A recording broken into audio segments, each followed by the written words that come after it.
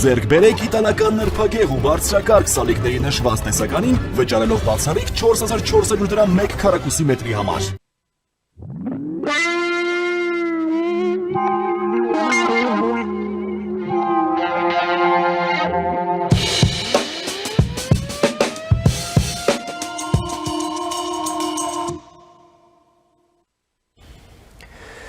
Ողջույն հարգարժան տիկնայք եւ պարոնայք, առաջին լրատվականի եթերում Մեհրաբյան օնլայնն է, ես Ռուբեն Մեհրաբյանն եմ։ Այսօրվա մեր քննարկումը կսկսենք մերձավոր արևելյան զարգացումների շուրջ, իսկ այնտեղ բավականին ուշագրավ պրոցեսներ են ընթանում։ Մասնավորապես Սիրիայի ժամանակավոր նախագահ Ահմադ Աշ-Շարան պաշտոնական այցով մեկնեց Ֆրանսիա։ Ինչպես հայտնի է, Ֆրանսիայի պրոտեկտորատն էր Սիրիայում գործում մինչև երկրորդ համաշխարհայինի վերջը, որից հետո այդ գաղութատիրական համակարգը մերձավոր արևելքում եւս փլվեց, դա իսկ մինչ այդ էլ այդ պատմությունն էլ մենք դպրոցից ենք հիշում, թե այդ պրոտեկտորատները ինչպես գոյացան այնտեղ, դա Օսմանյան կայսրության ժառանգության բաժանումն էր Ֆրանսիայի եւ Բրիտանիայի միջև, եւ այնպես դասավորվեց, որ Սիրիան եւ Լիբանանը անցան Ֆրանսիայի տիրապետության ներքո, իսկ Պաղեստինը, Հորդանանը եւ Իրաքը բրիտանական։ Դա այսպես կոչված Սայքս-Պիկո Սազոնով պայմանավորվածությունն էր, դե Սազոնովն էլ իր երկրի հետ դուրս թռան այդ պայմանավորվածությունից 17 թվականի այդ հեղափոխությունների եւ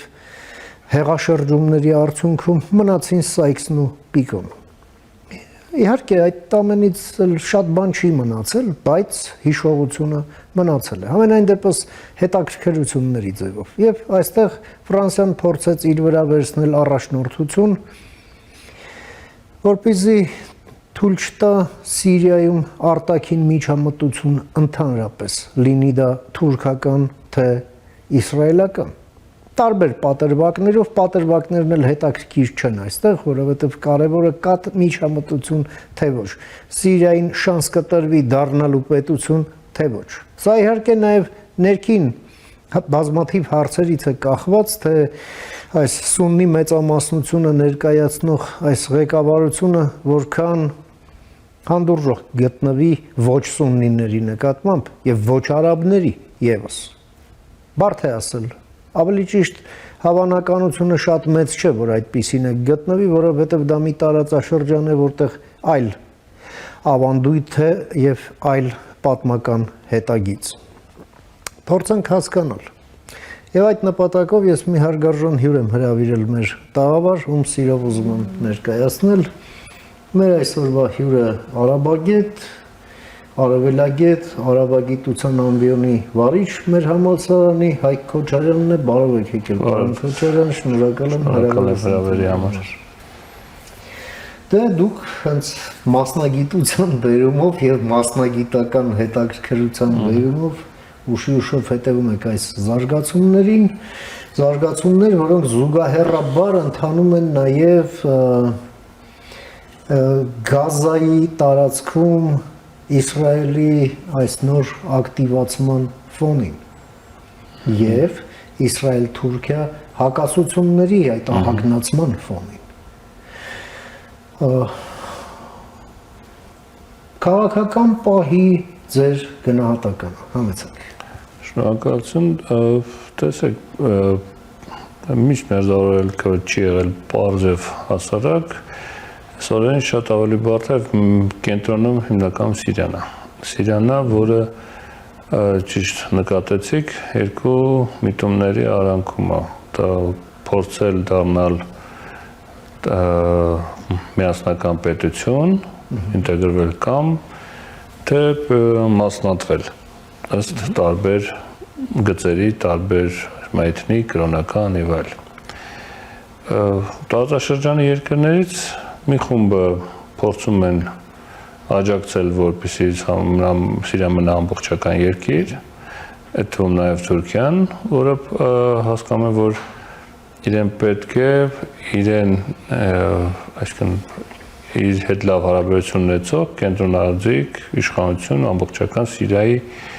կոնտեքստում Եվ կենտրոնացված կենտրոնացված, այս բառակապակցությունը մշտապես օգտագործում են։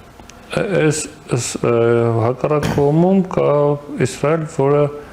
բայց միևնույն Թուրքիան ուզում է նման պետություն, բայց միևնույն ոչ ուժեղ պետություն։ Այդ այսինքն կախվածության մեջ գտնվող իրենից կամ ցանկալի է իրենից։ Նույնն էլ այսինքն կախվածության տեսանկյունից ուզում է Իսրայելը, որ չլինի ուժեղ պետություն Սիրիան։ Բայց ի տարբերություն ոնց որ թե թուրքական մոտեցման, այստեղ տեսնում են ավելի մասնատելու սկզբունքով է երկիր թույլ պահելու տեսանկյունից։ Այս երկու վեճերը կան, բայց կա եւ Դամասկոս, որը փորձում է անվազն ձևավորել են իշխանությունը, որ լինի կենտրոնացված եւ ամբողջ տարածքները ներառի։ Ինչին կան խոչընդոտներ։ Խոչընդոտներից ամենակարևորը պատմական հիշողությունն է, որ դուք սկսեցիք Սայքս-Պիկոյից, այդ մանդատային տարածքներում այդ բոլոր այն մոտավոր գծերը, որոնք որ առանց նկատվում են, որ կարող են կիսվել, իսկն ալավիական պետություն, դրուզական պետություն, օրինակ քրդական, սրանք ոնց որ թե այն մանդատային շրջանում կային տենց գծերով ձևավորված միություններ Սիրիայի, այսինքն բաասական Սիրիայի եւ անկախացման ընթացքում Սիրիայի եւ Սիրիայի պետության ձևավորումը ավելի շատ պրոյեկտ էր, որը միացնում էր այս բոլորը մի պետության մեջ։ Հիմա դա չկա, նոր իշխանությունը փորձելու են այս ամենը չկանգնել, բայց կա այդ դեզինտեգրացիոն գործընթացները կենտրոնից։ Հիմա այստեղ ինչ խնդիր կա։ Ես հավատում եմ, որ կենտրոնը Դամասկոսի իշխանությունը փորձում է հավաքի պետությունը։ Բայց այն ռեսուրսները, որոնք որ ունի, բավարար չեն, որտեղ այդ ռեսուրսների մեջ ներգրաված են այն տարբեր տեսակի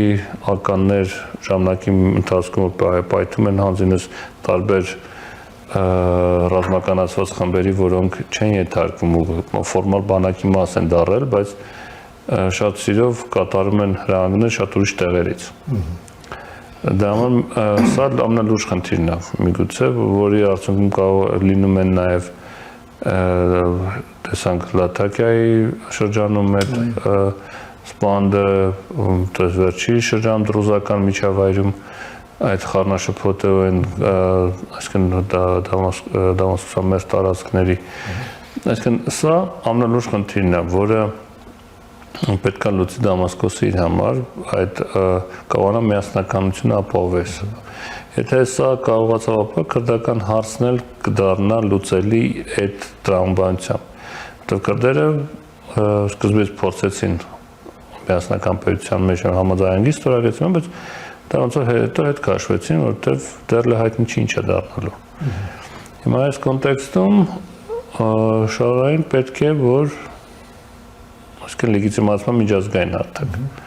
Եվ Ֆրանսիայից նաև այս տրամաբանության մեջ է, ինչու Ֆրանսիան շատ ակտիվ է Սիրիայում, եւ եթե նայեք նա չէ որ ինչ որ մի փուլի միշտ դադարել, միշտ Ասադի ժամանակ էլ էր Բաշարի ակտիվ եւ նաեւ պայմանավորված այդ ընդունելությունը միգուցե նաեւ կարելի է տեսնել ուղիղ հաղորդում չկա դրա մասին, բայց համընկնումները ցենտրալ որ դա ընդհանուր փաթեթի մեջ լուծում է կապված Լատակիա նավահանգիստի կառավարման մեջ ֆրանսիական կապիտալի, ֆրանսիական ընկերության ներգրավմամբ։ Փաստացի միջերկրականի արևելյան հատվածում այդ խորջերյա նավահանգիստները եթե վերցնեք, սիրիականները ֆրանսիական են, ֆրանսիական կառավարման են, ֆրանսիական բաների ազդեցության տակ են կապիտալի, իսկ Տարտուսն ու Լաթակյան, ուրիշ այնտեղ խորջերյա նավերի հնարավորություն չկա։ Նա 25 տարով կարծեմ թե չեմ սխալվում պայմանագիրը հանձնել են կար նախորդում այդ պայմանագիրը էլի նույն ֆրանսիական այդ բեռնափոխադրող կամպանիայի հետ, բայց այս նոր իշխանությունների հետ վերաթարմացվեց, վերակնքվեց, վերապայմաններ փոխվեցին եւ այս փաթեթի մեջ է նաեւ պետք է դիտարկել այդ ֆրանսիական այցը, այսինքն լեգիտիմ փորձել աշխատել Դամասկոսի հետ եւ դա բերել ընդհանուր ուժը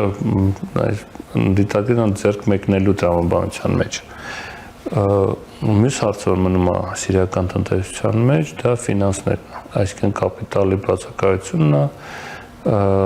պարքերն են, որոնց մի մասը կամ ամբողջը մի համաշխարհային բանկի հանդեպ փակեցին Սաուդյան Արաբիան եւ Կատարը, այսինքն հնարավորություն տալով նոր հնարավոր վարկերի եւ սա պետք է երևի թե սպասել, որ միգուցե Ֆրանսիան սկսի ավելի աշխատել փորձելով սանկցիաների հարցում օգնել Դամասկոսին։ Դամասկոսը դա օդոջրի պես պետք է նրան, որպեսզի կարողանա որոշակի ֆինանսների շարժը ակտիվացնել։ Այսինքն սրանք այս տեսանկյունից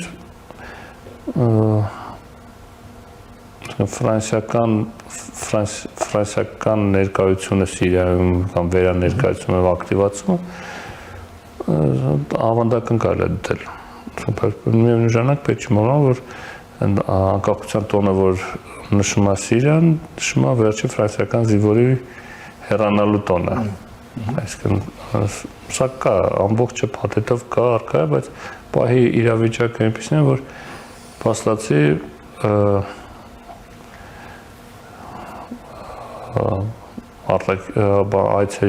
այցը Ֆրանսիա շարայի լուրջ ծանրակշիռ, այսինքն այսօր եվրոպական երկրի հետ առաջոտ երկրի լուրջ այցելությունը սա է։ Պարոն Քոչարյան, այստեղ ակնհայտ է նաև թուրքական միջամտությունը ներսիրիական հարցերին, Իսրայելի միջամտությունը ներսիրիական հարցերին, ինչը հնարավոր դարձավ Ասադի գնալուց հետո, եթե թուրքերը հենց Ասադի ժամանակ էլ կային այդ քաղաքացիական պատերազմի, այդ դասավորություններից օգտվելով, ապա Իսրայելը, որ ներսիրիական գործոն է դառնում, սա նոր պատմություն է, այսպես ասենք, դրոզների հետ կապված։ Եվ դա բերել է թուրք-իսրայելական առնվազն շահերի բախման, եւ գործը կհասնի ուղակի բախման թե ոչ, դա դեռ հարցական նշանի տակ է այդ նախադասությունը, այսպես ասենք։ Հիմա ֆրանսիացիները մենք ինչպես տեսնում ենք, առանձնապես շատ չխրախուսեցին ալավիներին, չնայած ֆրանսիական տիրապետությունը հենվում էր ալավիների վրա եւ Ասադը հենց այդ պատմության իներցիան է, հա, այսպես ասենք։ Եվ սկսել են աշխատել Աշարայի հետ, նաեւ խրախուսելով նրա քաղաքականությունը։ Իսկ նրա քաղաքականությունը, այսպես ասենք, ավելի համահունչ է թուրքական տեսլականին, հա, այն է միասնական կենտրոնացված պետություն։ Քան իսրայելական են, իսրայելցիները դա իրենց բաց մամուլով էլ գնում է այդ նարատիվը, հա, որ Սիրիան չպետք է մեզ համար լինի կամ շարունակի լինել սպառնալիքի աղբյուր եւ դրա համար այն պետք է կոնֆեդերալիզացվի, կանտոնիզացիա, հա, դա շվեյցարական սիստեմ է, բայց Սիրիանը Շվեյցարիա չի։ Հիմա այս երկու տեսլականների բախումներ, ինչին մասին դուք ձեր առաջին ձեր գնահատականում հնչեցրեցիք։ Մենք կարող ենք ասել, որ այստեղ Ֆրանսիան, այսպես ասենք, Թուրքիայի հետ ինչ-որտեղ նաև սինխրոնիզացված է, այսպես թաթախում գործի մեջ, և մյուս կողմից էլ այդ Իսրայելի միջամտությանը հանդիմանության ձև ասա փաստորեն, նաև։ Կարելի է տենց նայել, տեսեք, այն ինչ որ ստեղծվել է իրավիճակը Սիրիայում, ճիշտ է, այն ուժերը, որոնք եկել են Դամասկոսում, օգտվել են բավական երկար ժամանակ թուրքական աջակցությունից, Իդլիբում և ոչ միայն այնտեղ այլ ամբողջ այդ պայքարի ընթացքում հակաասադյան գործողությունների ժամանակ, բայց Եթե օբյեկտիվ լինենք եւ փորձենք նայել, հնարավոր է ով Դամասկոսը վերցնել միայն այն ժամանակ, երբ որ Իսրայելը որոշակի գործողությունների հասավ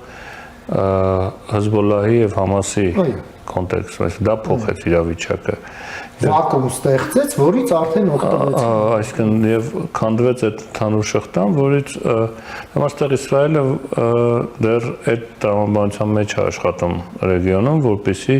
քանդի բոլոր հնարավոր նախկինում եղած կապերը,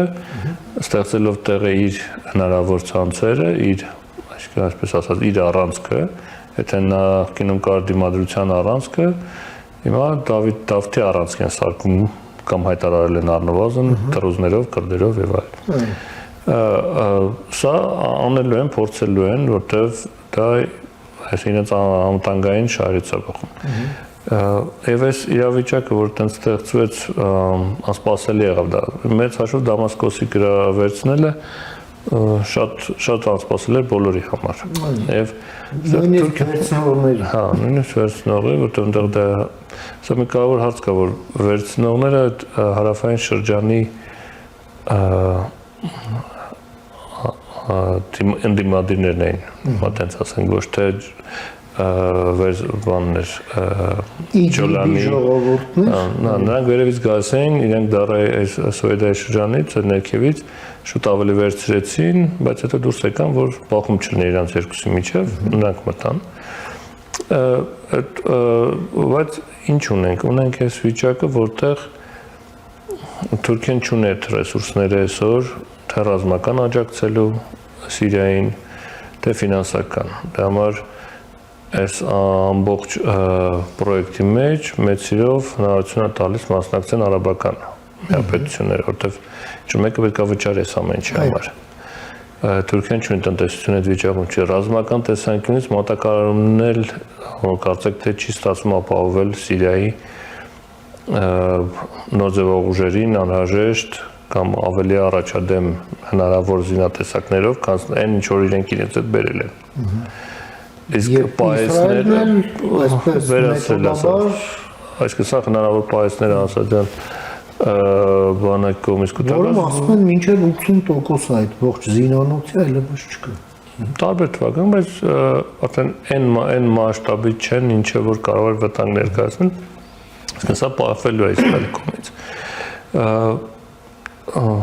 Այդ կոնտեքստում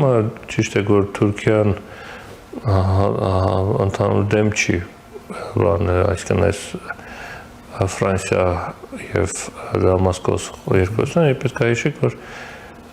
մի նման էլի հանդիպում եղավ մի քանի ամիս առաջ կարծեմ, բայց on-line ֆորմատով, որտեղ Կիպրոսն ու Հունաստանն էին ներկա։ Այո։ Քննարկում էին այդ համագործակցությունը, այսինքն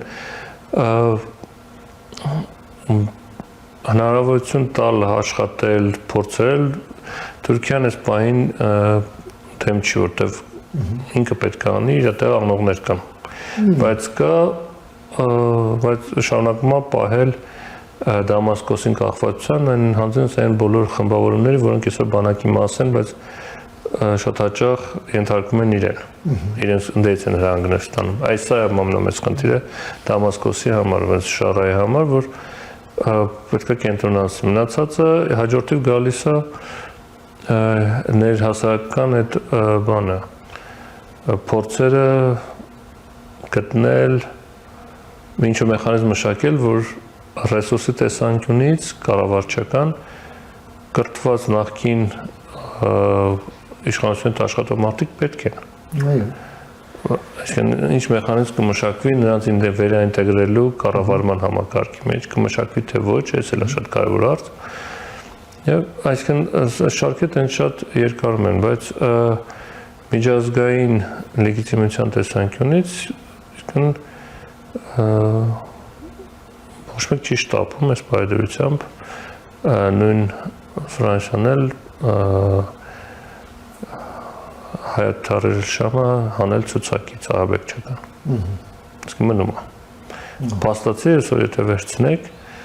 այսինքն Շարը ներկայացնում է այդ ուժերը, որոնք միջազգային բոլոր հնարավոր տեղերում ահաբեկչական են համարվում, եթե միջազգային ստրուկտուրաներ, եվրոպական ստրուկտուրաներում, բայց հնարավոր է այսօր ընդունել այդ երկրի այդ ղեկավարին։ Այսինքն սա էլ այս անցումային ոնց որ այս շրջանն ավ կարծեք թե Տրամպից հետո եկած որ վակում ամենտեղ, սա տալիս որ թե հնարավոր է որ Գագայի դատարանի որոշումներն կասեցվեն կամ չիրականացվեն ինչ որ մի պետությունների հանդեպ պետությունների կողմից, չէ, առաջնորդներից ունենք դեպքեր, ուրեմն կարելի է այս հաջորդիվ հարց առաջանում, բայց ընդհանուր այս ձևակերպները ում համար են եղել, այսինքն սա էլ է վերանայվելու։ Ոստեղ միգուցե տեսնենք այլ զարգացումներ էլ այսինքն բանի թալիբների իշխանությունը երբ որ եկավ, ավազան մոտավորապես բավական երկար տևեց մինչև որոշ ցուցակներից դուրս եկան որոշ երկրներ։ Այստեղ դեռ ոնց որ դա չի երևում։ Դեռ չի երևում այն։ Դե Եվ այցը Փարիզ, Աշարայի այցը Փարիզ դա ունի սիմվոլիկ նշանակություն, բայց բան փոխելու տեսակետից բան փոխել տեսակետից աշխատանքը դեռ արդյոք չունենք հաղորդագրությունները դեռ տեսնենք թե հասկանանք թե ինչի մասին է խոսել եւ ինչ է հնարավոր սպասել որտեվ շատ պրեսերիզները շատ ընդհանուր են այս պայդրությամբ եւ պետք է սպասել տեսնել թե ինչ էր դուրս կան այդ քննարկումները ինչ էր ֆրանսիական մամուլը գրի Ելիսեյան պալատին մոտ կանգնած եւ սիրիական ներսումից խոսություններ սկսեն զարգանալ մոտավորապես հասկանանք թե որքան գնահատենք հաջող կամ անհաջող է այցը բայց առաջին սիմվոլիկ նշանակությունը այսինքն դռները բացել ձեռք սեղմել ջերմ գրկախառնվել եւ նկարվել այդ դառնում արդեն կամաց կդառնա սովորական բան Պարոն Քոչարյան, տեսեք Անկայուն Սիրիան ապրիորի անկայուն է պահելու ողջ մերձավոր արևելքը, աշխարհագրությունն է այդպիսի։ Եվ մենք տեսնում ենք բազմաթիվ եւ ազդեցիկ ուժեր, որոնք ուզում են այլևս այդ անկայունությունների այդ օջախները, հա, մեկը միշտ ուղղակի հանել տարածաշրջանից, որովհետեւ բոլորի մոտ, այսպես ասենք, արդեն շատ մեծ հոգնածություն կա, էլի այս ամեն ինչից, մանավանդ երբ այդ անկայունության օջախներն էլ օգտագործվում են Իսրայելի կողմից լեգիտիմացնելու իր այս մշտական, այսպես ռազմատենչ քաղաքականությունը եւ ամերիկացիների կողմից այսպես մտահղացման մակարդակում մնացող այդ դոկտրին ասեմ, մոտեցում ասեմ, որ Աբրահամի համաձայնությունները այնուամենայնիվ շարունակվի, ընդլայնվի եւ վերջին հաշվով ներառի ողջ տարածաշրջանը ու զարգացման ինչ-որ ուղի բռնեն, էլի։ Այս ամենը իրար հետ ինչպես է համատեղվում եւ երկրորդ բանն էլ կա, Սիրիան Իսրայելի պատմության մեջ եղել է Իսրայելի ամենավտանգավոր եւ ամենաահեղ այսպես հակառակորդը ռազմական թե քաղաքական գոնե այդ Գոլանի բարձունքները մենք գիտենք որ երկրորդ համաշխարհայինից հետո ամենամեծ տանկային ճակատամարտն է եղել ու մազից էր կախված ամեն ինչ որ ուղղակի գային Իսրայելը ոչնչացնի այդ 73 թվականի պատերազմը հիմա այս ղեկավարությունը այնպես է դիրքավորվում որ գիտեք ինչ մենք միտք չունենք Իսրայելի հետ որևէ կոնֆլիկտ ունենալու, բայց Գոլանների հարցը մնում է այնուամենայնիվ, որը կարող է պայթել, եթե ոչ այսօր, պայթել վաղը, տվել, գիտենք, ջրի աղբյուր եւ այլ եւ այլ։ Հիմա ինչ եք կարծում, դուք պոտենցիալ տեսնում եք այն բանի, որ այդ հաշտեցումը Սիրիայի եւ Իսրայելի միջև եւս լինի, հա, այդ դրոզների գործոնը դեռ մի կողմ պահելու։ Դեռ նման հաշտեցման մասին խոսելը շատ տեսանելի չի իմ համար, որտեղ խնդիրը միայն դրոզները չեն, խնդիրը Գոլանը չի միայն, որոնք շատ կարևոր խնդիրներ են, բայց նաև սիրիական իսրայելական կողմից սիրիական իշխանությունները չեն գնահատվում որպես հարատև կարող են լինել։ Այսինքն չկա վստահություն, իրենց տարբեր մոտեցումն այն, որ դեռ Դամասկոսը պետք է ապացուցի, որ կարող է շարունակական լինի այդ իշխանությունը։ Եվ այս է պատճառը նաև, որ չեն կառուցվում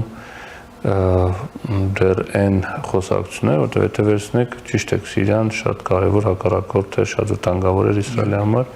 բայց անվազն այն ամբողջ ընթացքում, որից հետո Գոլանի բարձունքների խնդիր եղավ եւ որոշակի ռազմական գործողություններ դադարեցվեցին, չի եղել ոչ մի ակտիվ լուրջ գործողություններ, այսինքն վտանգ Իսրայելին սիրիական կողմից։ Այսինքն այն պայծ սկսած, երբ որ դիմադրության առանցքի ակտիվությունը ավելի ուժեղացել, արդեն տեսնում այդ ժամանակահատվածում տեսնում որ Սիրիան Իսրայելը մասնակցում էր թիրախային ոչնչացման այդ կետերի մատակարարումներին։ Բայց ընդհանուր վերցրած խնդիր չեն ունեցել, այդ այսինքն ամենաանվտանգ սահմանն է, ասենց ասեմ։ Հիմա դա դա եղել է Գոլանի բարձունքներում, Գոլանը բարձունքները Իսրայելի կողմից։ Սիրիայի կողմից դա այդքան էլ բարձունքներ չի, այսինքն լանդշաֆտն է, որ անենան, այսինքն դոմինանտության հարց կա, դա համար եւ բարձր կետի, բայց այդ խնդրի կարևոր է, բայց այս պայծությամբ իսրայելական քաղաքական ղեկավարությունը հասկանում է, որ իրեն շահերից է բխում, որպեսզի ամեն ինչ անեն, որ ունենան հնարավորություն միջամտելու սիրիական գործերին։ Իսկ դրուզական գործոնը այսօր դառնում է այդ կարևոր հանգամանքը։ Դրուզներ խնդիրը ինչ է, որ դրուզական միասնություն չկա։ Այդ ուշադրություն դարձնենք, այնտեղ մի խումբ կա դրուզական այդ բաժանվածության մեջ, Ալ-Հեջրի գլխավորությամբ շեյխերից, որն է կողմ, այդ մի խումբն է կողմ իսրայելական, Իսրայելի հետ աշխատել։ Մնացածը սկսած լիբանանական դրուզական ներկայությունը, որտեղ այսինքն խոսում եմ միասնական Սիրիայի մասին, որտեղ եթե դրուզական պետության մասին սկսենք խոսել, մեր լուրջ հարց առաջանում, եթե բայց դրուզական համայնքները փորձեն ինտեգրվել նույն իսրայելական դրուզները, եթե ուզենան դրուզական պետության, այսինքն սա փոխում է։ Եվ սա հենց Իսրայելին էլ։ Այսինքն դամաստեղ պետք է լավ հասկանալ, որ այսինքն դիսկուսիաներ կան այդ դրուզական շրջանակներում, որ օգտագործվում է գործոնը, այլ ոչ թե կարող է վերջում ստանալ այդ ամեն ինչը։ Բայց խնդիրն է, որ այն ուժերը, որոնք որ պատասխանատու են անվտանգության համար Սիրիայում, սրանք էլ դեռ կայացման ճանապարհ են անցնելու, որպեսզի կարողանան երկրի միասնականություն պահեն։ Համար դրուզական գործոնը լինելու է, առաջ Իսրայելը միշտ օգտագործելու է, մինչև չլուծվի այդ կարևոր կենտրոնաձիգ իշխանության կայացումը։ Դա հնարավոր կլինի ավելի ժամանակ հետո, երբ որ հնարավոր կլինի կանցկացնել ընտրություններ այդ երկրում։ Իսկ դրանք ոնց որ թե այն միջավայրը, որը կա, սկսում է չնպաստել դրան։ Տեսնում եք, այս լարվածությունը նաև այդ շղթայից կարող է լինել, բայց հույսը մնում է, որ հիմա տպավորությունը, որ այսօր Սիրիայում կան տարբեր ուժային կենտրոններ նույն կառավարման համակարգում, որոնք այս պայծրությամբ դեռ պայքարում են իրար հետ, չի ձևավորվել, այսինքն Շարան փորձում է լինել կոնսոլիդացնող այդ ուժերի, բայց դեռ չի ձևավորվել այդ միանձնյա ամբողջական իշխանությունն իր եւ վերահսկողությունը ռազմական բոլոր այդ խմբավորումների, որտեղ այստեղ ամենալուրջ խնդիրը իրանք են ներկայացնելու, շարունակելու ներկայացնել այդ ամբողջ եթե հաջողվի անել Դամասկոսին, նոր կգա հարցը խոսելու քրդերի հետ կամ էլ քրդերի պարագայում քրդական գործոնաշարներով եթե հնարավորություն եղավ քրդերի հետ գալ ինչ-որ կոնսենսուսի, սա կօգնի լուծել այս մյուս տեղերի, այդ մյուս անջատվողական կտորների հարցնել հետագայում։ Այսինքն սա քաղաքականության ընտրության եւ տեղում կատարվող արտաքին ազդեցությունները բալանսավորելու Դամասկոսի հմտությունից է կախված լինելու, ոնց են կարողանալու սա այս բալանսավորումը պահեն, որտեղ գրեթե ոչ մեկ հարևաններից չի ուզում ուժեղ Սիրիա։ Եվ ամփոփելով պարոն Քոչարյան,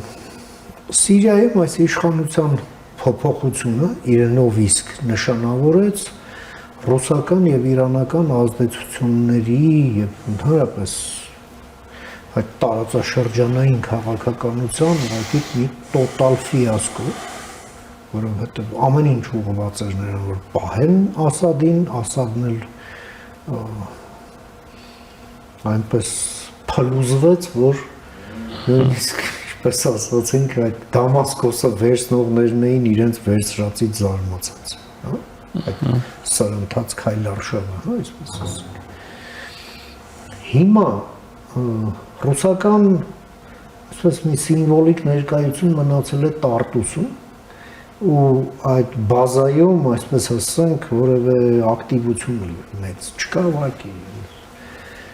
Ոնց որ ասում են երկու ենթասպա եւ մի շուն ռեժիմով, իսկ իրանականը ընդհանրապես դուրս է գացել։ Եվ դա բերեց նրան, որ նաև Հեզբոլլահը Լիբանանում թուլացավ։ Իրանական ներկայություն որպես այդպեսին Լիբանանում էլ չկա, եւ դա ճանապարհ բացեց, որ այնտեղ նախագահ ընտրվի, վարչապետ ընտրվի, վերջո պետությունը մի հատ նորից վերահավաքվի, հա, ինչը տեղի չէր ունենում, որովհետեւ Հեզբոլլահը արգելափակում էր ցանկացած փորձ եւ դարձել էր պետություն պետության մեջ։ Ձեր գնահատականը, հա, ռուսական եւ իրանական ազդեցության հեռանկարներ։ Ռուսական ներկայությունը կշարունակի մնալ, որտեղ դա Դամասկոսին էլ է պետք որոշակի բալանսավորելու համար։ Բազայում մնացել էին ճիշտ է փոքրաթիվ բան, բայց բազան են հիմնական տեղը դարձավ վերջի դիրադարձությունը, եւ որտեղ ալավիները փրկություն գտան։ Դա համար շատ տարբեր նախագծեր են քննարկվում եւ անընդհատ բաներ լինում, մամուլում արտահոսքեր են լինում տարբեր պրոյեկտների, որով ստուգում են որ մի տարբերակը կարող աշխատի եւ որն է հավանական, այսինքն որտեղ մենք այնտեղ ռուսական, այսինքն ալավիների հարցը կարևոր հարց է։ Անվտանգության հարց, մենք այդ այսինքն երկու զուգահեռ լրահոսում այդ երկու նորություն, որ միտեղ նախքին Ասադի եղբայրը փորձում էր նախքին ուժերից հավաքել ինչ որ իր հաղորդագրությամբ 100,000 ասես կարծեմ զորք ունեն, որը հավաքական ավելի շատ ականց Դամասկոսը ունի, եթե հաշվենք, ինչը արդեն խոսում եմ մասին, որ ոնց թվերը ուռճացված են, դերը բարձրացնված են, եւ եղավ արտահոս կամ բան, որ միգուցե ռուսական ազդեցությամբ ձևավորվի ինչ-որ մի ռազմական միավոր, որը ապահովի ոստիկանական ֆունկցիաները այս տարածքների։ Այսինքն դրանք պարզ է, որ այսինքն Էսպանիան դրան մասը կոսելու վաղը, բայց դա փորձեր են, որպեսզի տեսնել թե ինչ արձագանքեր կլինեն թե միջազգային, թե ներքին լսարանի համար։ Իսկ ռուսական ներկայություն պետք է մի քանի բազմիցս էլ Դամասկոսը շարայի շուրթերով հայտնել, որ իրանք պատրաստ են համագործակցություն շարունակեն։ Սա պետք է նաև հաշվի առնել, որ դա նաև հնարավորությունն է ինչ-որ լծակներ ունենալ Ռուսաստանի հետ խոսակցության ժամանակ։ Դա մարզակ կմնա։ Իրանականը մի քիչ ավելի ուրիշ ֆորմատով են աշխատելու իմ կարծիքով, փորձելու են ելի մտնել որոշակի պրոյեկտներ անել, բայց նորից վերաստեղծելով հարաբերությունները նոր իշխանությունների հետ այդ առանցքը չկա, այդ առանցքը թուլացել է, քանդվել է։ Հեզբոլլահը այսօր այն Հեզբոլլահը չի, որը առաջ էր, դրա համար այսինքն փորձում ենք նել տեղավորվել ստեղծված իրավիճակներ, բայց դա չի նշանակում, որ Մերձավոր Արևելքում այդպես հեշտ ամեն ինչ լուծվում է։ Ցանցերը ամենակարևորը, որոնք աշխատում են ու աշխատել են, ցանցերն են Մերձավոր Արևելքում, դրանք միտեղ կտրվում է, միտեղ կպնում է միշտ։ Այսինքն ցանցերը շատ գործունեություն են, շիական ցանցը պետք է հաշվի առնել, որ շիական պատմական տրադիցիան է, որ երբ որ վտանգ կա, թաքցնում է շիա լինել այդ։ Այո։ Այսինքն սա շատ իմ փորձն է եւ դա պետք է միանգամից ընդունել, որ փոխվել է իրավիճակը եւ հնարավոր է, որ Իրանը հետաքաշվել, չէ, Իրանը իր շահերը ունի, սպասարկելու այդ շահերը, այս պատմական կոնտեքստում սենց է, վաղ կփոխվի։ Եվ շատ կարճ։ Հայաստանը չպետք է այդ կոնտակտները աշխարհի վարչակազմի հետ զարգացնի։ Պետք է, բայց պետք չէ, որտեղ չեն կարող չզարգացնել, մենք այնտեղ սիամեղել ենք կանք, հայությունը կա եւ հայկական դիվանագիտական միսիան Հալեպը միակն էր, որը ոչ մի տեղ չի գնացել, ֆորմալ, այսինքն իրավաբանորեն չի ձևակերպված հանել, չտեղել է դուրս են եկել վտանգից ելնելու բան, բայց եղել է միսիան։ Բաղրամյան փողոցի վրա էլ Երևանում աշխարհի Սիրիայի դեսպանությունն է։ Ինչ է դեսպանությունը կմնա, բայց այդտեղ ինչ ունենք, այո, առաջ նախորդ կոնտակտները այլ էին, հիմա կա հնարավորություն այս կոնտակտները զարգացնել, այդտեղ կան միջնորդներ, եթե ոչ մի ուղղություն այդ համայնքն է, որով կարելի է փորձել այնտեղ տեղում որոշ հարցեր, այսինքն այդ մակարդակի հարցեր լուծել։ Ընդհանուր տարածաշրջանային կոնտեքստում, այսինքն կատարցիները որքանից հայտնի է բավականին պատրաստական են կամ անվազն տենց արտահայտվում են օգնել կապեր ստեղծել նոր իշխանությունների եւ Հայաստանի միջեւ։ Այսինքն սա պետք է օգտագործել անպայման իրենց ուղիղ խոսել, թե Ֆրանսիայի դերն է բարձր ֆրանսիական խողովակ օգտագործել, այսինքն դա չի նշանակում, որ լինելու են ոնց ասենք։ Դե հասկանում։ Բայց հնարավորություն կտա պահել այդ կապերը, հատկապես որ նույն Շարան եւ այն իշխան սիրիացիները գիտեն հայրը ովքեր են։ Իհարկե։ Եթե այսինքն հարևան երկրների համեմատենք, այսինքն եղավ պաշտոնական Պարսկաստան քաղաքական գործունեության այցը Դամասկոս Ադրբեջանի, բայց սա ավելի թուրքական գծի կոնտեքստում է, բայց դա պատմական հիշողություն կա, ծանոթություն կա, սա պետք է օգտագործել։ Ու անել են ինչ-որ այդ հնարավորություն ստեղծում է այդ պահին անել։ Մեծ բաներ պետք չի պլանավորել, բայց օրինակ հումանիտար գործունեություն կարելի է ծավալել։ Ինչի կարիք է սրունի Սիրիան։ Բնականաբար երաշխավորներ են պետք, այստեղ արդեն եւս մի թեմա է առաջան խոսելու ներգրաված տարբերությունն Կատարի հետ կարելի է, Թուրքիայի հետ կարելի է, սաուդացիների հետ կարելի է փորձել խոսել։ Մի քիչ էմիրացիներն են այնտեղ փորձում ամրանալ դեռ ոնց որ թե ներարաբական պայքարը ավելի սուր այնտեղ ընթանում։ Շատ շնորհակալ եմ, պարոն Քոչարյան, ձեր այս չափազանց կարևոր այս նկատառումները, տեղեկատվությունը, ձեր եզրակացությունները մեր հեռուստադիտողին ներկայացնելու եւ ձեր ժամանակից մեր եթերին հատկացնելու համար։ Բարի մնաց։ Ահա մենք զրուցեցինք մեր գործընկեր, արաբագետ, արևելագետ Հայկ Քոչարյանի հետ, մեր համալսարանի արաբագիտության ամբիոնի վարիչ, իր դիտարկումները կապված Սիրիայում, Լիբանանում վերջին զարգացումների հետ։ Կարճ դադարից հետո կվերադառնանք, մնացեք առաջին լրատվականի հետ։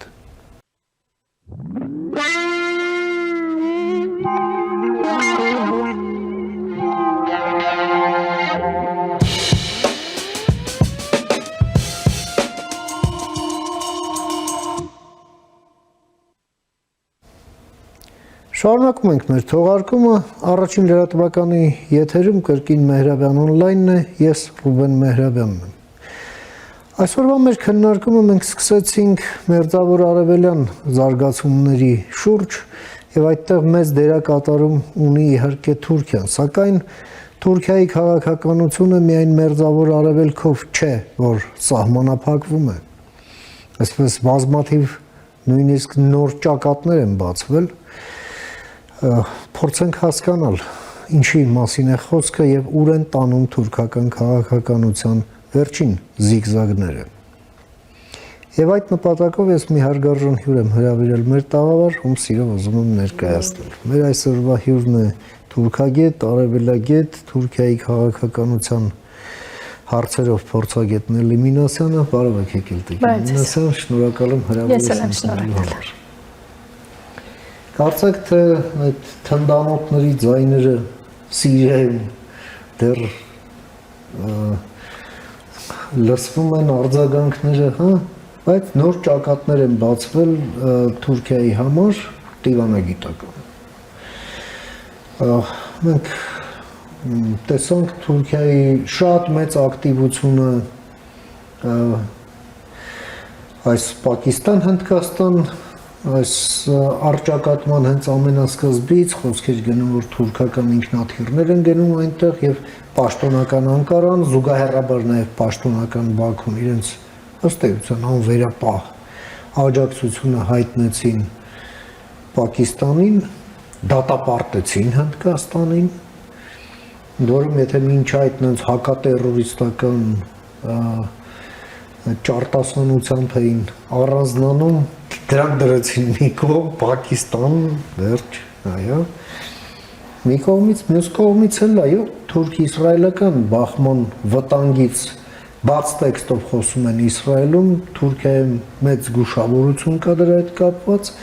բայց նաև այնտեղ բախվում են Թուրքիայի եւ Իսրայելի տեսլականները Սիրիայի հետ կապված, որովհետև Թուրքիան կենտրոնացված Սիրիայի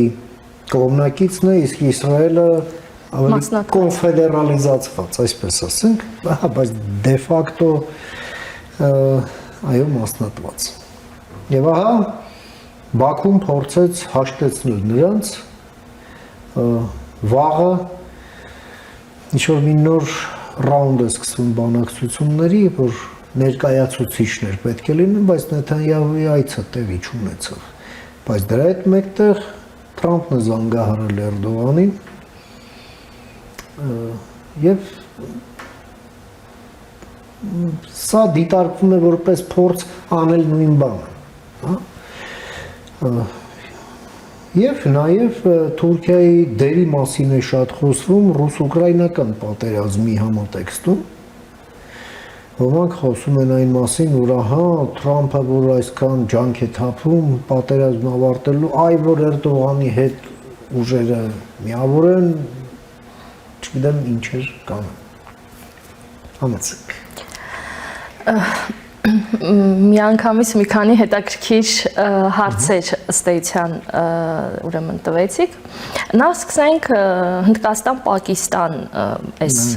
բախումից։ Գիտեք, պատահական չի, որ Թուրքիան միանգամից իր աջակցությունը հայտնեց Պակիստանին։ Ես դեռ Ադրբեջանի մասին չեմ խոսում, որտեղ Ադրբեջանը մի տեսակ պրոքսի է այստեղ Թուրքիայի։ Այստեղ Ադրբեջանը ինչ-որ լուրջ գործոն չի, ընդհանրապես չէ կարող լինել։ Այո, ես գիտեք բազմաթիվ անգամներ ասել եմ, որ նրանք գնում են ներդաշնակման, ինտեգրացիա ինչ-որ առումով, ինչ-որ խնդիրների հետ կապված ու հատկապես արտաքին քաղաքականության, եւ եթե ուշադիր լինենք վերջին տարիներին, դա այդ գիծը ամբողջությամբ երևում է։ Եվ նրանք ունեն կնքած անգամ ռազմավարական պայմանագիր Թուրքիան եւ Պակիստանը եւ ունեն նաեւ մի շարք այլ ուրեմն պայմանագրեր Եվ բացի այդ ամենապարզ այսպես պրագմատիկ քաղաքականության համատեքստում նոր ճակատ է վասում, որտեղ Թուրքիան կարող է վաճառել իր զենքը, ինչի համար որ ըստ էության Թուրքիայի արտաքին քաղաքականությունը մեծ աշխատանքներ է տանում։ Եվ այո, արդեն թե հնդկական, թե պակիստանյան եւ թե անգամ թուրքական ուրեմն լրատվական դաշտում շատ խոսեցին այն մասին, թե ինչ ուրեմն զենքեր, ինչ օգնություն է թեև օգնությունը ճակերտների մեջ կարելի է վերցնել, որովհետև դրանք ուրեմն ըստ էության Պակիստանը գնում է, որոնք որ Թուրքիան ուղարկել է այնտեղ։ Եվ սրանով ըստ էության Թուրքիայի ներգրավվածությունը ավարտվում է, որտեղ Թուրքիան մեծ հաշվով չի կարող այստեղ հանդիսանալ կոնֆլիկտի միջնորդ կամ խաղարարար կամ չունի ինքը այդքան մեծ ուժեր, որպեսզի Պակիստանին շատ ավելի մեծ աջակցություն ցույց տա, որտեղ այնտեղ կա Չինաստան եւ կա Միացյալ Նահանգներ։ Եթե գանք մերձավոր արևելքում խնդիրները իսկապես շատ ավելի բազմաբևեռ են ու ավելի խորը եւ Սիրիայի դեպքում ինչ է տեղի ունենում Ուրեմն Սիրիայում իմ դիտարկմամբ առաջացել է մի ուժային վակուում, որից փորձում են օգտվել արտաքին ուժերը։ Ուժային վակումը մասնավորապես արտաքին խաղացողների տեսանկյունից է, որովհետև Սիրիայից դուրս եկան էության մեջ Իրանը եւ Ռուսաստանը որոշ դերակատարում շարունակում են ունենալ, հատկապես Լաթակիայի հատվածում, որտեղ ալևիներն են եւ ռուսական ռազմաբազան է այնտեղ տեղակայված, այո, Տարտուսում Եվ կան որոշ տեղեկություններ, որ Ռուսաստանը ավելի ակտիվ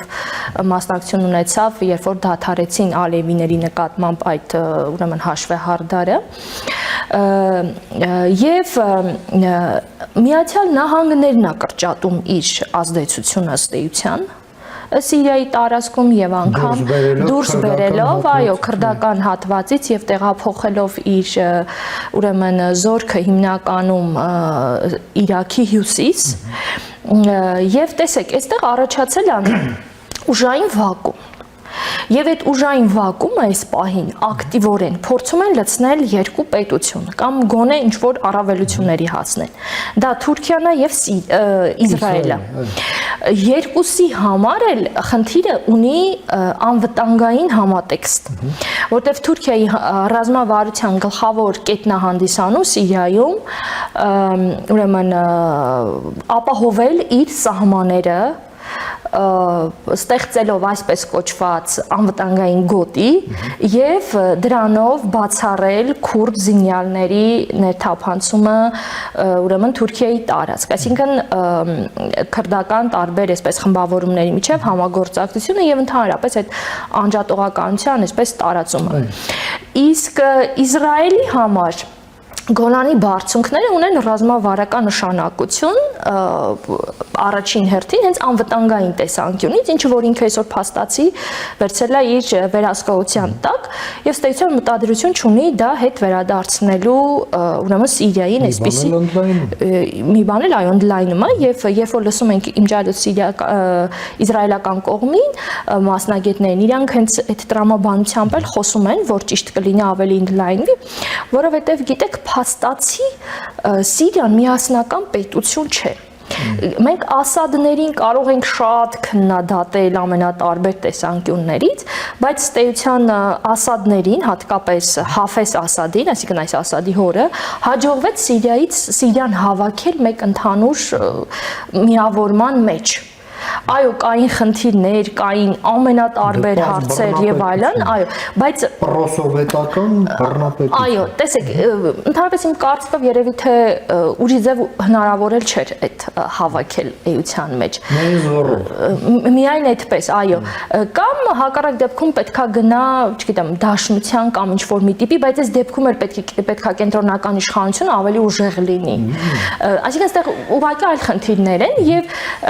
այստեղ Իսրայելը տեսնում է վտանգ նաեւ հենց ահաբեկչության տեսանկյունից։ Իմ ջայլոց շատ հետաքրքիր է, որ թուրքերը իրենք էլ են այդ խնդիրը դեռ տեսնում, չնայած որ ահաբեկիչների հիմնական մասը իրանց հետ է համագործակցում, բայց այնուամենայնիվ վտանգը տեսնում են եւ տեսեք Թուրքիայի գլխավոր նպատակներից մեկն է Միացյալ Նահանգների հետ այսպես բանակցություններում, որ տեղում ահաբեկչության հետ կապված խնդիրների լուծումը թողեք մեզ։ Այսինքն մենք դա անենք, ըստ էության դրանով իրենց կարևորությունը նաեւ ուրեմն ներկայացնելով։ Վերջին օրերին այո նկատվեց ավելի լարվածություն Թուրքիայի եւ Իսրայելի միջև, երբ որ Իսրայելը սկսեց ռմբակոծել մայրաքաղաքի Դամասկոսը եւ հենց այնպիսի տարածքներ, որոնք որ ուղիղ նախագահական նստավայրի 400 մետր հեռավորության վրա է ռումբ ընկել։ Այո։ Եվ սա իհարկե թուրքերին այսպես ես ավելի շուտ կասեի իրանց հեղինակությանը կապավ, որովհետեւ իրենք կնքել են պայմանագիր եւ առաջիկայում ստեյցիան կխորացնեն այդ պայմանագիրը, կնքել են պայմանագիրը ռազմաբազաների մասին ու իրանք տեղակայվում են այնտեղ ինտենսիվ եւ փորձեցին միջամտեն որոշ տեղեկություններով անգամ փորձել են ինքնաթիռներ, այսինքն պատասխան հարված տալ Իսրայելին, բայց մեծ հավանականությամբ Միացյալ Նահանգների դիրքորոշումը այստեղ շատ կարևոր դեր է խաղացել եւ զսպվածություն ցուցաբերեցին, ընդհանրապես ես կարծում եմ, որ ինչքան էլ որ հիմա շատ է խոսվում, որ հնարավոր է բախում եւ այլն, ես կարծում եմ, որ մենք չենք տեսնել այդ բախումը մոտակա ժամանակներում, որտեղ Թուրքիան չի մտնի ուղիղ բախման մեջ, որտեղ ակնհայտ է Իսրայելի հետ կապված, այսինքն ինքը ինչպիսի աջակցություն ունի, բացի այդ Թուրքիայի համար այսօր գլխավոր խնդիրը ինչ որ առումով ստանալ Ամերիկայից որոշակի աջակցություններ, գնալ Ամերիկայի հետ որոշ խնդիրների ուրեմն մեղմացման, կարգավորման, իմ ջայլոց իրենց համար կարևոր է Թրամփի վարչակարգի հետ ուրեմն ընդհանրապես թուրք-ամերիկյան հարաբերությունների կարգավորումը եւ այստեղ հույսեր կան թուրքական կողմից, որ իրենք կկարողանան հասնել ավելի լավ կարգավորման, այսպես ասեմ, տեսեք Ամերիկայի դեսպանը փոխվեց Թուրքիայում, որը բավական հետաքրքրություններ ունի բուն Թուրքիայում, Էրդողանը ինքը բնականաբար վաղուց է ցանկանում հանդիպել Թրամփի հետ, բայց անընդհատ ձգձգում է ավելի լավ դիրքերից, այսպես հանդես գալուց, որ կարողանա ստանալ որոշակի իրենց համար կարևոր ուրեմն խնդիրների դեպքում աջակցություն ստանալ։ Իսկ ինչ վերաբերում է հեռախոսազանգին, հեռախոսազանգը իմ կարծիքով ավելի շատ իհարկե մերձավոր արևելյան թեմատիկան գերակայում, բայց Թուրքիայի հատկապես Էրդողանի համար շատ կարևոր է, որ առաջիկա այցը, որ Թրամփը կազմակերպելու է դեպի մերձավոր արևելք, ավելի շատ ծոցի երկրներ կարծես թե, որ Թուրքիան եւս ընդգրկվի, որտեվ թուրքերը այս առումով բանակցություններ են տանում, բայց կարծես թե դեռևս դրական համենայն դեպս դեռ չեն հայտարարում պաշտոնական մակարդակով, որ ձեռք է բերվել համաձայնություն, այլ խոսում են, որ ՆԱՏՕ-ի շրջանակներում դա միակ դաշնակիցն է այդ։ Այո, բայց տեսեք ինչ հետաքրքիր է։ Այո, տեսեք Թրամփը գալու է մերձավոր արևելյան մի քանի արաբական երկրներ, Սաուդյան Արաբիա, եթե չեմ սխալվում, Էմիրատներ էր գնալու, ու տեսեք, եթե չգնա այնտեղ, էլի ինչ որ երկրներ է գնալու։ Այսինքն այս անձամբ Թուրքիայի ու Էրդողանի հեղինակությանը։ Մաժողովը անցկացնելու Սաուդյան Արաբիայում, ծոցի երկրների եւ Օմանի։ Եվ շատ հնարավոր է, որ ռուսների հետ էլ որոշակի, այսինքն դա դառնա նաեւ հարթակ ռուս-ամերիկյան համագործակցության ընդհուպ միջև երկրների ղեկավարների մակարդակով։ Այսինքն այս կարևոր իրադարձությանը Էրդողանը կարիք ունի, որ Թուրքիան ինչ որ առումներով ներգրաված լինի, առավել եւս Թրամպը որպեսզի գնա Թուրքիա։ Սա այդքան արտաքին քաղաքական չի, չնայած որովհետեւ չեմ կարծում, որ ամերիկյան արտաքին քաղաքական վեկտորները ինչ որ թեկուզ հենց մերձավոր արևելքում այսպես կփոխվեն, բայց դա շատ մեծ նշանակություն ունի ներքաղաքական խնդիրների հետ կապված, այսինքն Էրդողանի ռենոմեի հարցն է։ Այո, այսինքն ինքը ընդդիմությունը, որը չի դադարեցնում ցույցերը, շարունակվում են ցույցերը եւ այլն, այս ֆոնին ինքը, տեսեք, երկրի ներսում ցույց է տալիս, որ ինքը ունի Ամերիկայի աջակցությունը այն դեպքում, երբ որ ընդդիմությունը մեղադրում է արևմուտքին ու հատկապես նահանգներին, որ իրենք չեն իրենց, այո, մի խոսքով այդ բոլոր բաները։ Իսկ ինչ վերաբերում է ռուս-ուկրաինական պատերազմին եւ Թուրքիայի միջնորդությանը, գիտեք, իմ կարծիքով այդ խնդիրը քննարկել անգամ ժամանակավրեպ արդեն, որտեղ Թուրքիան ակնհայտորեն միջնորդ չի եւ դեռ հացահատիկային գործարքը, երբ որ տեղի չունեցավ, ռուսները հենց այդպես էլ ներկայացրեցին ըստ էության, որ Թուրքիան միջնորդ չի կարող լինել եւ իմջալոց այս վերջին, երբ որ բանակցությունները սկսվեցին, որ Սաուդյան Արաբիայի փոխարեն հարթակը հիմնական Թուրքիան ընտրվեր Ամերիկայի ու ռուսական պատվիրակությունների միջև, ռուսները մերժեցին, այո, որտեղ ռուսները գիտեք անդադար իրենք նշում են, որ Թուրքիան չեզոք չի, Թուրքիան կողմ է հակամարտության այն տեսանկյունից, որ ինքը Ուկրաինային վաճառում է զենք։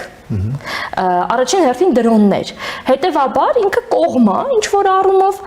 բայց այդ այս ընթացքում գիտեք, էլի ինչ որ խնդիրներ եղան։ Օրինակ Ղրիմի հետ կապված, երբ որ Թուրքիայի արտաքին գործերի նախարարությունը ժամանակ առ ժամանակ հրապարակում է թող, որ Ղրիմը Ուկրաինայի անբաժան մասն է։ Այսինքն այս բաները, որոնք որ բնականաբար ռուսների կողմից չի ընկալվում եւ նրանք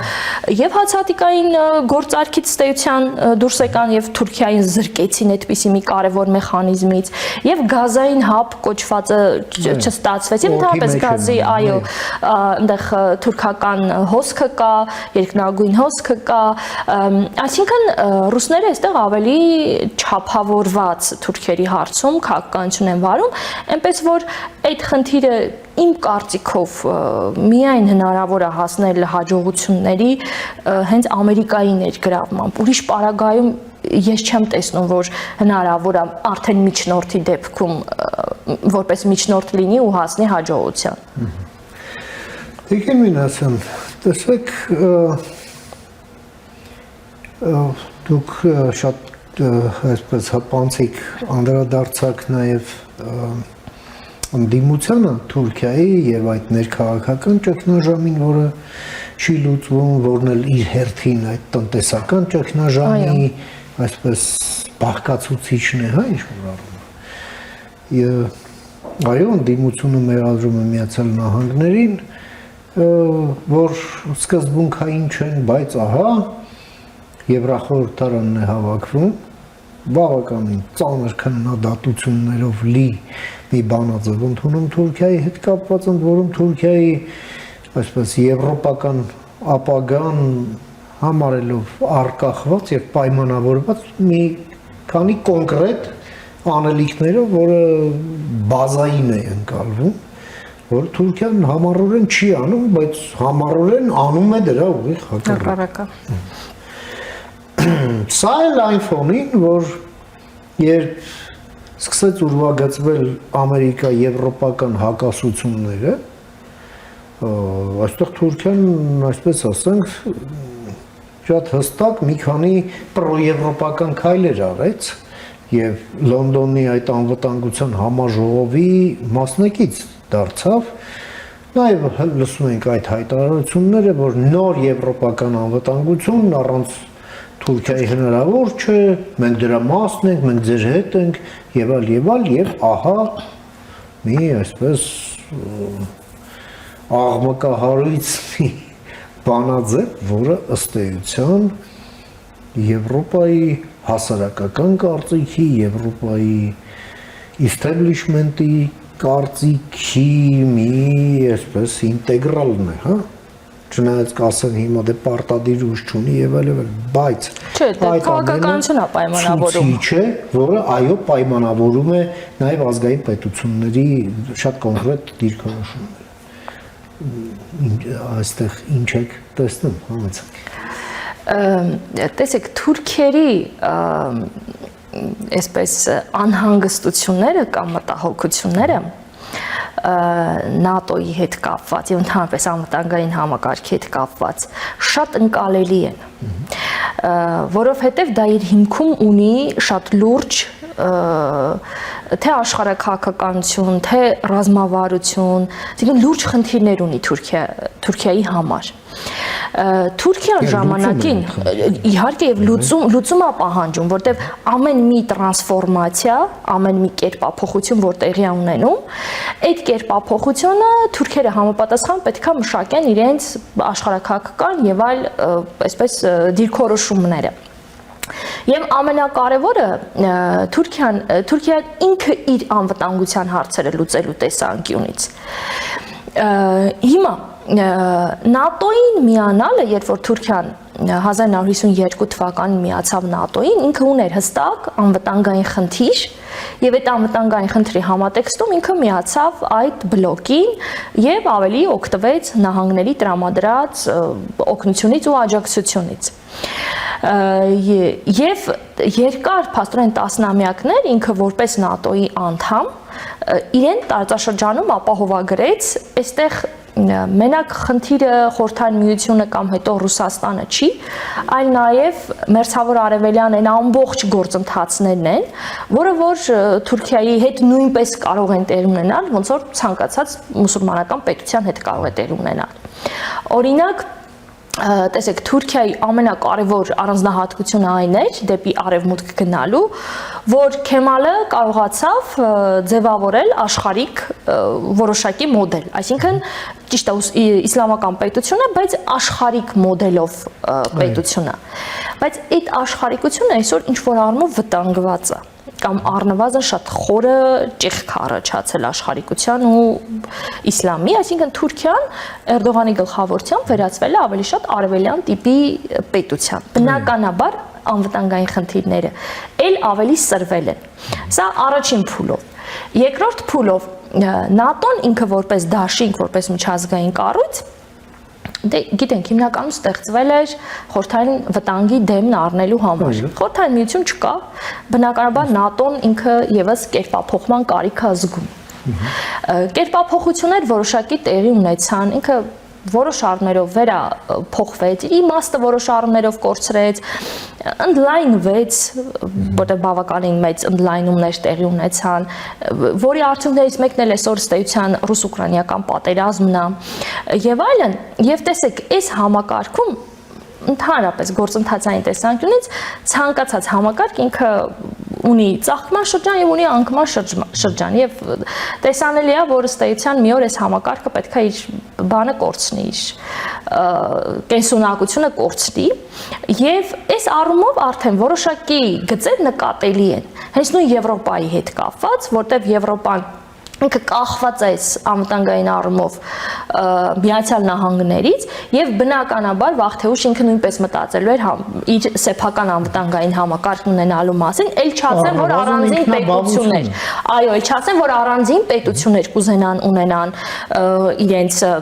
ընդհանուր այո ինքնաբավություն, իրենց անվտանգային համակարգ եւ վերջապես խաղացողներ դառնան։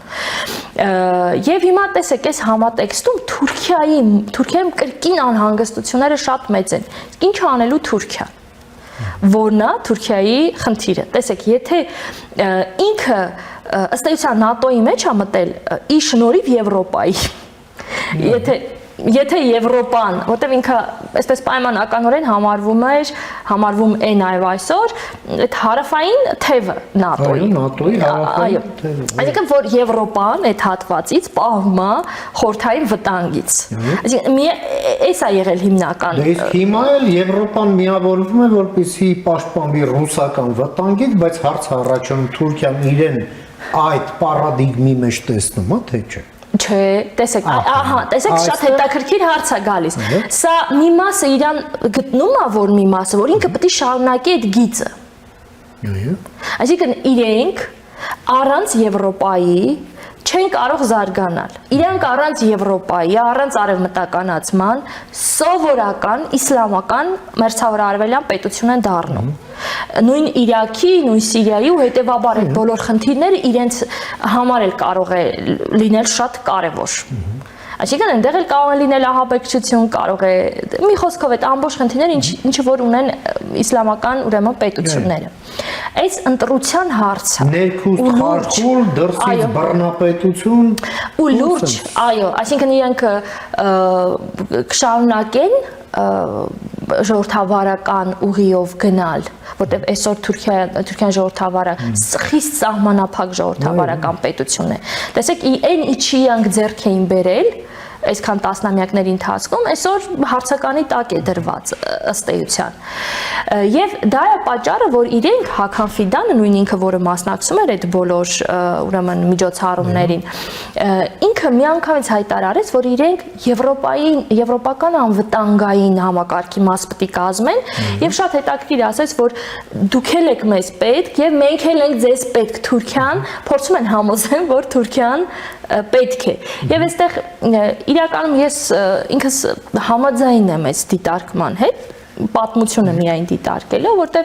Թուրքիայի վերահսկողության տակ են գտնվում Սևծովյան երկու նեղուցները։ Իսկ դրանք լուրջ մեխանիզմ են, լուրջ միավոր են եվրոպական անվտանգության ուրեմն համակարգում, առավել եւս եթե նրանք վտանգ են դիտարկում Ռուսաստանին։ Այսինքն, տեսեք, այս քննարկումներն են, որոնք որ թե ուր կտանեն, այս պահին դժվար է ասել, որտեղ այս պահին անգամ Եվրոպան ինքը չունի այդ տեսլականը, թե ոնց է ուրեմն ինչպես են կազմակերպվելու այդ համակարգերը։ Թուրքիան իմ կարծիքով ինքը այստեղ ավելի ուժեղ դիրքեր կունենա, եթե ինքը Եվրոպայի համար ընկալելի ժողովրդավարական համակարգերն ավելի զարգացնի։ Հակառակ դեպքում ինքը ստանում է այդպես պատասխաներ եւ ըստ էության Եվրոպան մի կողմից կփորձի բնականաբար Թուրքիան պահել իրեն մոտ առնվազն, մյուս կողմից կփորձի պահել հեռավորության վրա, այդ բերելով այդ օրինակը, որ ավտորիտար է, բռնապետական է եւ այլն, մի բան, որը Եվրոպան շատ վաղուց է Էրդողանի հետ կապված ասում։ Շատ վաղուց, այո։ Ուղղակի իրենք այսպես հետաքրքիր կարծես թե փոխհամաձայնության են եկել, իհարկե ոչ ուղղակի պայմանավորվելով, այսինքն Եվրոպային ձեռը տալիս այսպիսի Թուրքիայի ավելի թույլ, ավելի, եթե պետք է իրենք այդպիսի բանաձևեր կընդունեն, կքննադատեն, փաստեր կբերեն ժողովրդավարության եւ այլնի հետ կապված, այսինքն այս Թուրքիան իրենց ավելի ձեռնտու Թուրքիա է։ Էրդողանն էլ իր հերթին կարող է շատ բաներ խոսել, բայց կարմիր գծերը չի անցնում։ Կարմիր գծերը չի հասնում, ուսած շատ հետաքրքիր փող լրացնում են։ Դրա համար արևմուտքը առանձնապես չի ձգտում իշխանափոխության, թեև ես կարծում եմ, որ Եմեն չունի այդպիսի լծակներ, բայց մյուս կողմից էլ ուրեմն երբ որ օրինակ Էրդողանը ընդունվում է, իրենք անվավեր չեն համարում այդ ընտրությունները։ Չէ, աշխատում են այդ ռեժիմի հետ, բայց միաժամանակ նաև քննադատելով, թե ինչ կլինի հետո, այս արդեն տարբեր գործոններից կախված կլինեն ու ըստ էության արտաքին քաղաքականության հետ կապված կարևոր կլինի, թե ընդհանրապես աշխարհակաղակական համակարգովին զարգացումներ կգնան։ Եթե Եվրոպան իսկապես միջև վերջ գնա իր սեփական անվտանգային համակարգի ձևավորմանը, ես կարծում եմ Թուրքիան ավելի շատ կփորձի ինտեգրվել այդ ուրեմն համակարգին։ Չնայած որ իրենք գիտեք, նաև եվրասիականության գաղափարն են առաջ տանում, իսկ եվրասիականության գաղափարի տակ իրենք հիմա հասկանում են ուրեմն համագործակցությունը Ռուսաստանի հետ եւ Չինաստանի հետ։ Ուղղակի այստեղ գալիս է երկրորդ հետաքրքիր ուրեմն հարցադրումը, արդյոք Ռուսաստանն ու Չինաստանը Թուրքիային դիտում են իրենց համար լուրջ գործընկեր կամ ռազմավարական դաշնակից չէ, գոնե գործընկեր։ Օրինակ BRICS-ում ինչ տեղի ունեցավ աշնանը, ցույց տվեց, որ չէ։ Այսինքն այս երկու պետությունները Թուրքիային հիշեցնեմ, որ ասացին վայ կներեք, դուք ՆԱՏՕ-ի անդամ եք, այնտեղից դուրս եկեք, նա կդաս։ Այո, այո։ Ինչ այլոց նույնը տեսեք։ Ինչին Էրդողանն էլ հասկացել է, որ լինելու բան չէ։ Չէ, իհարկե, որտեվ Թուրքիան, տեսեք, առանց ՆԱՏՕ-ի անդամ Թուրքիան դա լրիվ ուրիշ ու թե որակական, թե բոլոր առումներով թույլ Թուրքիա է։ Այսինքն այսօր ինքը չնայած որ Միացյալ Նահանգները սահմանափակել է որոշ զենքեր, որոշ բաներ չի տրամադրում Թուրքիային վայրում, բայց այնուամենայնիվ ՆԱՏՕ-ի անդամ լինելու հանգամանքը դեռ խաղում է կարևոր դեր այստեղ։ Իսկ Ռուսաստանի համար Թուրքիան շարունակում է մնալ ռազմավարական հակառակորդ։ Ինչքան է որ տնտեսական ցուցանիշ, դրանք այդ տնտեսական ցուցանիշները տուրիստ, ամուսնություններ։ Դե տեսեք, հիմա դա մի պահ եկավ բում, հա, բայց օրինակ վերջին 2 տարին ահավոր ցածր ցուցանիշների մասին է խոսքը։ Ահավոր ցածր։ Այս տարի հատկապես ընդհանրապես շատ ցածր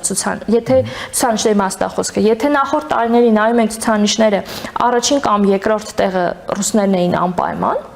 օրինակ տուրիստների թվականակով։ Հիմա նայում ենք ռուսները չեն, հակառակը եվրոպացիներն են, գերմանացիները, արաբները։ Տեսեք ինչ հետաքրքիր բան է փոխվել։ Բայց այդ ռուսները ճիշտ է մի պահ շատ գնացին այնտեղ հաստատվեցին, բայց այսօր շատ քիչ թվի մասին է խոսքը։ Այսինքն նաև իրենց կապիտալները տարան։ Այնպես որ այդ բոլորը ժամանակավոր ստեցան բնույթ էր եւ ոչ տնտեսությունը մեծ հաշվով, առավել եւս տուրիզմը չի կարող ռազմավարական համագործակցության հիմք հանդիսանալ։ Դե տեսեք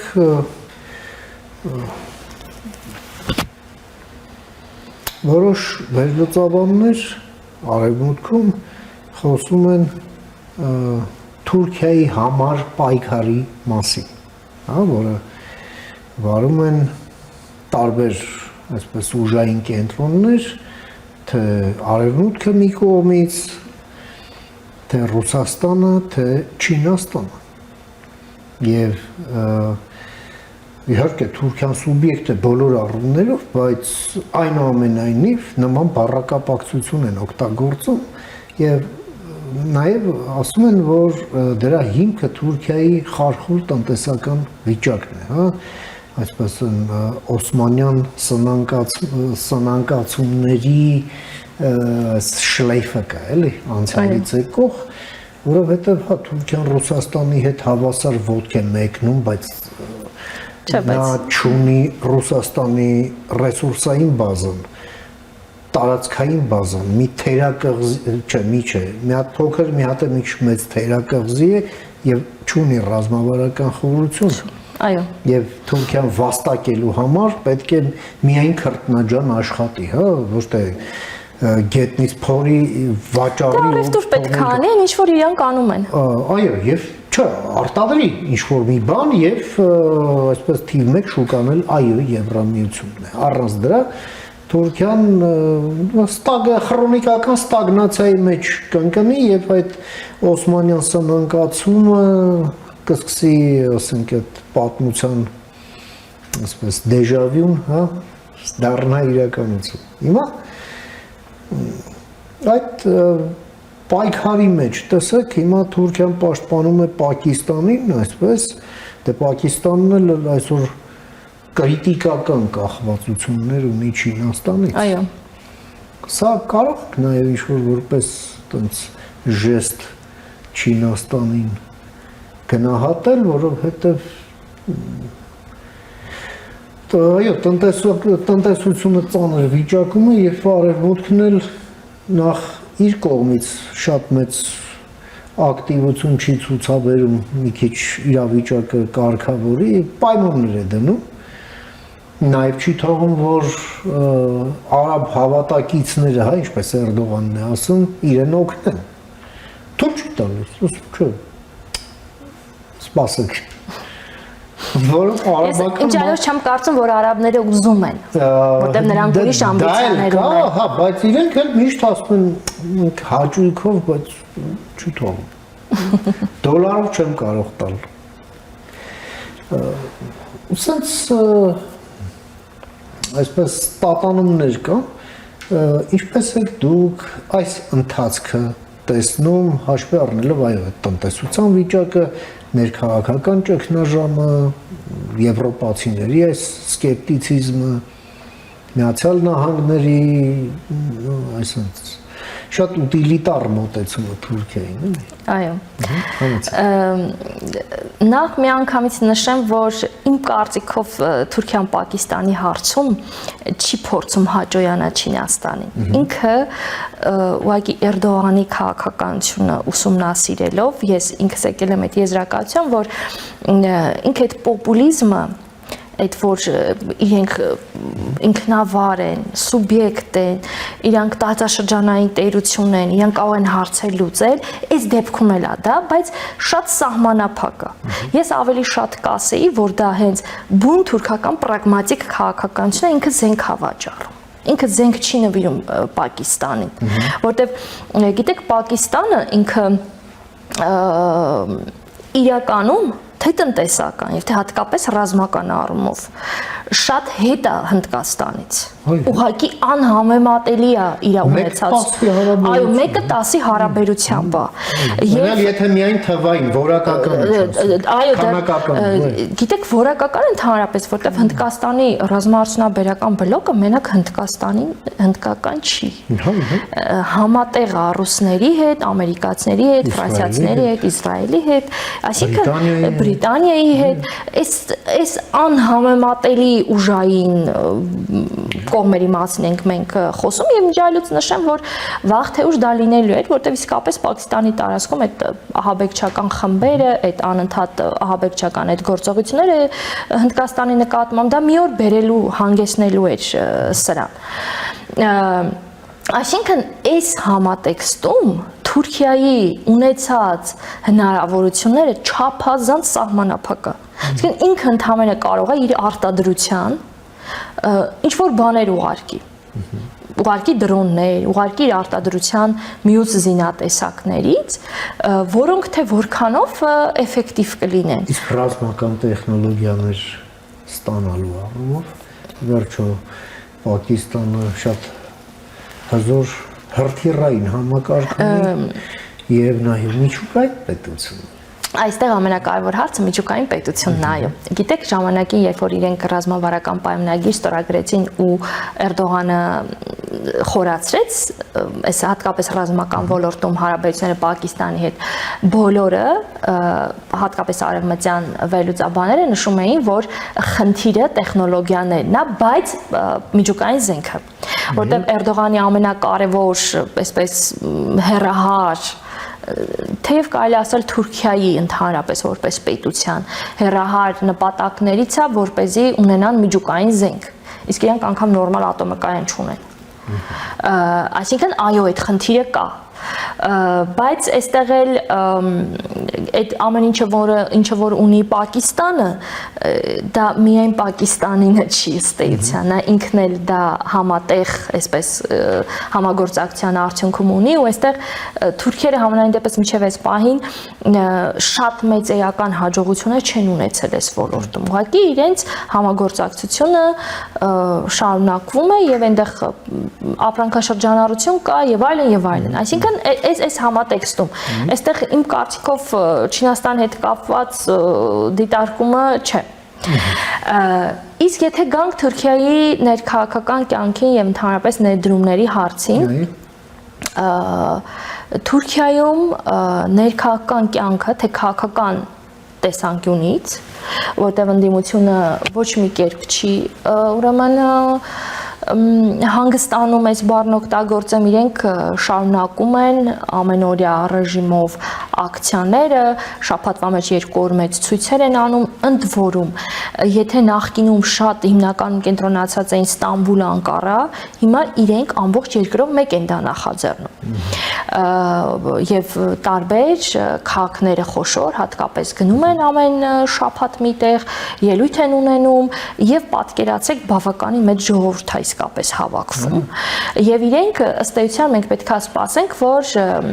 առաջիկայում տեսնենք, թե իրենք այդ 28 միլիոն ստորագրությունը երբ կհավաքեն,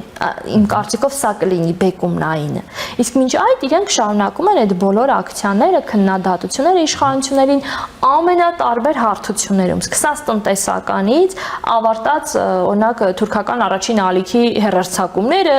եւ այլն եւ այլն։ Եվ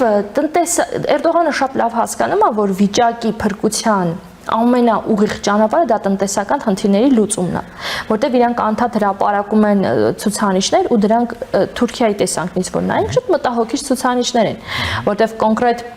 հրապարակվում է, որ ասենք, չգիտեմ, բնակչության 80% այլևս աղքատ է, չգիտեմ, 20% ընդհանրապես կիսա, այսպես թերսնված է, եւ այս համատեքստում Թուրքիայի ուրեմն էկոնոմիկայի նախարարը անդադար Միացյալ Նահանգներ է գնում, անդադար, էլի մի քանի օր առաջ այնտեղ էր եւ փորձում է ներգրավել ներդրումներ, որովհետեւ ակնհայտորեն Թուրքիան կարող է իր տնտեսությունը փրկել միայն արևմտյան ներդրումների արդյունքում, ինչը որ ըստ էության չի նկատվում եւ սա էլ այն հիմնական խնդիրներից կդառնա արդեն ներքաղաքական կյանքում, երբ որ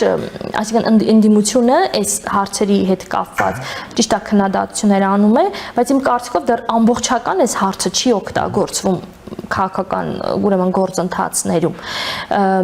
Միջև որ այս խնդիրը կգա նաև առաջին փուլերից մեկը, որ սոցիալ-տնտեսական վիճակի տեսանկյունից մարդիկ դուրս են գալիս արդեն համատարած փողոց։ Գիտեք, տեսեք, սա էլ է Էրդողանի վրա ազդելու մի ձև։ Ես որ մի փոքր առաջ ասում էի, սա հենց տնտեսությունը, տնտեսության այս վիճակը, հենց այն ուղիղ գիծն է, որով որ արևմուտքը ազդում է բուն Էրդողանի վրա եւ ըստ էության սահմանափակում նրա շատ գործողություններ կամ ուղղություն տալիս այդ գործողություններին։ Ուղղորդում այսպես ասած։ Դե ինչ, շատ շնորհակալ եմ Տիկին Մինասյան, ձեր այս հանգամանալից եւ շատ ուշագրավ ձեր այս դիտարկումները մեր հեռուստադիտողներին ներկայացնելու եւ ձեր ժամանակից մեր եթերին հատկացնելու համար։ Բարի նույնպես։ Ահա մենք լսեցինք մեր գործընկերոջը, թուրքագետ, արևելագետ, թուրքական քաղաքականության հարցերով փորձագետ Նելի Մինասյանին, իր դիտարկումները կապված Թուրքիայի քաղաքականության այս վերջին շրջանի զարգացումների հետ։ Կարճ դադարից հետո կվերադառնանք, մնացեք առաջին լրատվականի հետ։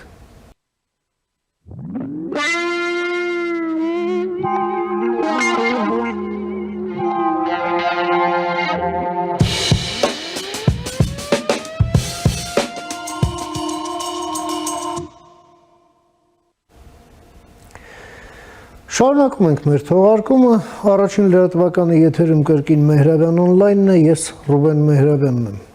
Այսօր մայիսի 8-ն է եւ քաղաքակիրթ մարդկությունը այսօր նշում է նացիզմի դեմ հաղթանակի եւ հաշտեցման օրը, նաեւ հիշատակի։ Մինչդեռ վաղը մայիսի 9-ին հենց այդ մեկ ժամյա ժամային գոտիների տարբերության բերումով օրն է փոխված եւ ինչպես նախկին խորհրդային միությունում, այնպես էլ Ռուսաստանում տոնվելու է նացիզմի դեմ տարած հաղթանակի օրը։ Սակայն պատկերն է բավականին զավեշտալի, այո, ստացվում է այնպես, որ սա մի տոնախմբություն է, որտեղ ֆաշիստները տոնում են ֆաշիզմի դեմ տարվող հաղթանակը, որը աբսուրդ է իր ողջ էությամբ։ Եվ մի բան էլ դրանով իսկ փորձում են մի այսպես պատկեր ստեղծել, որը կարդարացնի իրենց այսօրվա ակտուալ քաղաքականությունը, որն այլ կերպ քան մարդկության դեմ հանցագործություն չի կոչվում նույն քաղաքակիրթ մարդկության կողմից։ Եվ ինչպես եւ այդ 80 տարի առաջ էր, երբ Գերմանիայի առաջնորդն էլ մի օգնական ուներ, Դուչեն, հա, Իտալիայի բռնապետը, այսպիսի մի Դուչե էլ Բելարուսի բռնապետն է, Ալեքսանդր Լուկաշենկոն, որը այն աստիճանի կախման մեջ է ընկել հենց Պուտինից, վերածել երկիրը պլացդարմի, ըստ էության օկուպացված է այդ երկիրը եւ ենթարկվում է Ռուսաստանի պաշտպանական շահերին եւ արտաքին քաղաքականությանը, որ ուշագրավ է հենց Լուկաշենկոյի հետագիծը եւ այստեղ առնչություններ կան նաեւ մեր հետ։ Լուկաշենկոն նաեւ իր վարչապետին է գործուղում Բաքու, գովասանք Ալիևի հասցեին, նաեւ հայտարարություն այն մասին, որ Ադրբեջանում համատեղ սպառազինության գործարան է հիմնելու եւ որը սպառազինություն է արտադրելու Ադրբեջանի համար։ Բացի դրանից էլ այո Բելարուսի հանդիմությունը, նաև այնտեղի այդ քաղաքականապես ակտիվ սեգմենտը, որը հիմնականում էմիգրացիայում է գտնվում, շարունակում է իր պայքարը։ Փորձենք հասկանալ վերջին զարգացումները։ Եվ այդ նպատակով ես տաղավար եմ հրավիրել տեսակապով մի հարգարժան հյուրի, ում սիրով ուզում եմ ներկայացնել։ Հյուրս Вашингтоնում է, Միացյալ Նահանգներում։ Наш сегодняшний гость из столицы Соединенных Штатов, Вашингтона, советник избранного президента Беларуси Светланы Тихановской, Франак Вечерка. Приветствую вас, господин Вечерка. Рад вас видеть. Спасибо, что приняли мое приглашение. Добрый вечер. Господин Вечерка, вы понятно, что отслеживаете в онлайн-режиме все развитие,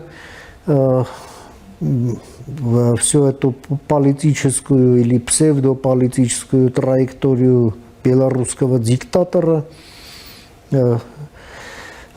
Ваша оценка текущего момента, что происходит, и вы находитесь сейчас в Вашингтоне, вы анонсировали очень важные встречи в Вашингтоне, и какие там настроения касательно развития в Беларуси? Прошу. Да, в Вашингтоне в основном мы говорили про то, чтобы не позволить Путину забрать территории Украины и чтобы видеть проблему шире, что Путин угрожает не только Украине, но угрожает и Беларуси, и Молдове, и Армении. И это, конечно, имеет разные формы. Путин воюет не только танками и ракетами, но он поглощает через экономическое поглощение, через культурное, как в случае с Беларусью, это информационное пространство захватывается Москвой. И чтобы американцы на это обращали внимание, потому что не будет устойчивого мира, только заморозив войну, только остановив огонь. Все равно Путин, Россия пойдет дальше. И Беларусь, лукашенковская Беларусь, снова будет такой стартовой точкой. В 2022 году полномасштабное вторжение началось в Беларуси, в следующий раз оно может пойти на страны НАТО. И мы пытаемся это объяснить американским decision-мейкерам. Также мы обсуждали освобождение политзаключенных. Президенту Трампу удалось освободить несколько американских граждан, которые в тюрьмах находятся, и пару белорусских политзаключенных. И мы просили администрацию, чтобы они продолжали, чтобы освобождали всех, если есть такая возможность. Сейчас более 1200 политзаключенных. Ну и предлагали новой администрации, предлагаем назначить спецпосланника по Беларуси, как был в 2021-2022 году, который был бы таким связным между демократической Беларусью и новой администрацией, чтобы оперативно решать все вопросы. Ну а ваш экзистенциальный вопрос, да, про ситуацию, я думаю, что все ждут результатов переговоров. Что-то происходит, пока непонятно, куда это все приведет. Сначала оказалось, что это все может закончиться быстро, сейчас затягивается. В Вашингтоне есть понимание, что Путину мир не нужен. Путину нужна война, чтобы оправдывать репрессии, оправдывать террор, оправдывать свои имперские амбиции. И поэтому просто так, посадив Путина за стол, заставить его отказаться от своих имперских целей не получится. И это понимание приходит, и в Конгрессе все больше и больше мы слышим разочарование Путиным, все больше и больше желания поддерживать Украину. На столе у сенаторов лежит законопроект вторичных санкций против России, против всех, кто будет покупать российскую нефть. И если Путин продолжит бомбить украинские города и откажется от перемирия, то американцы будут готовы принять вот эти удушающие санкции против Москвы, и мы это тоже поддерживаем. Господин Вечерко, вот следя за лентой новостей, все вот последние дни, ну, майские дни до вот сегодняшнего дня характеризовались ежедневными атаками беспилотной авиации вооруженных сил Украины разных объектов, в том числе и по Москве. И фактически мы видим картину полного коллапса авиасообщения на всей огромной вот европейской части России. Московские аэропорты, там, и в областях вокруг Москвы, да, то есть аэропорты локального значения, везде просто коллапс. Мы вот видели также кадры, как вот люди остались с билетами на руках, и какие там очереди, какое столпотворение, плюс связь вырубается в Москве, ну, боятся, реально. То есть этот парад превратился, ну, реально в посмешище. Но еще что отмечаю, что со вчерашней полуночи ракет, налетов, такой военной активности с российской стороны не наблюдается. И это отмечает украинская сторона. И ну, есть такое впечатление, что украинская сторона тоже симметрично соблюдает относительный режим тишины. Трудно сказать, что происходит на линии соприкосновения, но во всяком случае дальних ударов нет. Но что будет 10 числа? Это тоже вопрос довольно-таки не праздный. И скорее всего, это и предопределит дальнейшую американскую политику в этом направлении. Ну и что делает за это время Лукашенко? Да, вот опишите зигзаги вот этого наместника Москвы в Беларуси или гауляйтера. Прошу. Ну, как гауляйтер Лукашенко выслуживается перед Путиным, потому что вся власть зависит от финансовой, милитарной, политической поддержки с Москвы. Поддержки со стороны белорусов нету. И поэтому все эти визиты к Путину, эти бесконечные звонки, первым летит на парад, ну, там у Путина он как дома, и понятно, что у Путина он чувствует себя в безопасности, хоть и в не очень комфортной для себя роли такого прислужника, но роли вынужденной, от которой отказаться он не может. Насчет парада, конечно, это очень грустно и ужасно наблюдать, как праздник победы добра над злом превратился в день оправдания зла. Вот именно это делают диктаторы. Путин использует весь нарратив Второй мировой войны и победы, чтобы оправдать убийство украинцев, оправдать агрессивную... да, чтобы оправдать все то, что он делает сегодня, да? Оправдать, да, убийство, террор, обстрелы Украины, вот эти имперские действия в других странах, в том числе наших с вами. И для Лукашенко такая же самая история. Они используют войну, они ее как бы милитаризируют, вепонизируют, да, есть такое английское слово, в своих современных целях. Пользуюсь также тем, что многие уже ветераны, участники войны не живут, и можно создать какое-то новое восприятие этой войны, где уже вот эта война против Украины, она выстраивается в параллель с войной против нацизма, что абсолютно неморально даже делать. Ну а насчет коллапса в российских городах, то это натуральный процесс. Сохранять картинку, вот имитацию, что ничего не происходит, и война-то где-то там в Украине, а в российских городах тихо, уже невозможно. Россияне это чувствуют, видят и понимают, что Путин загоняет Россию в тупик. И слава богу, что глаза открываются, и пускай они открываются, и пускай люди задают вопросы.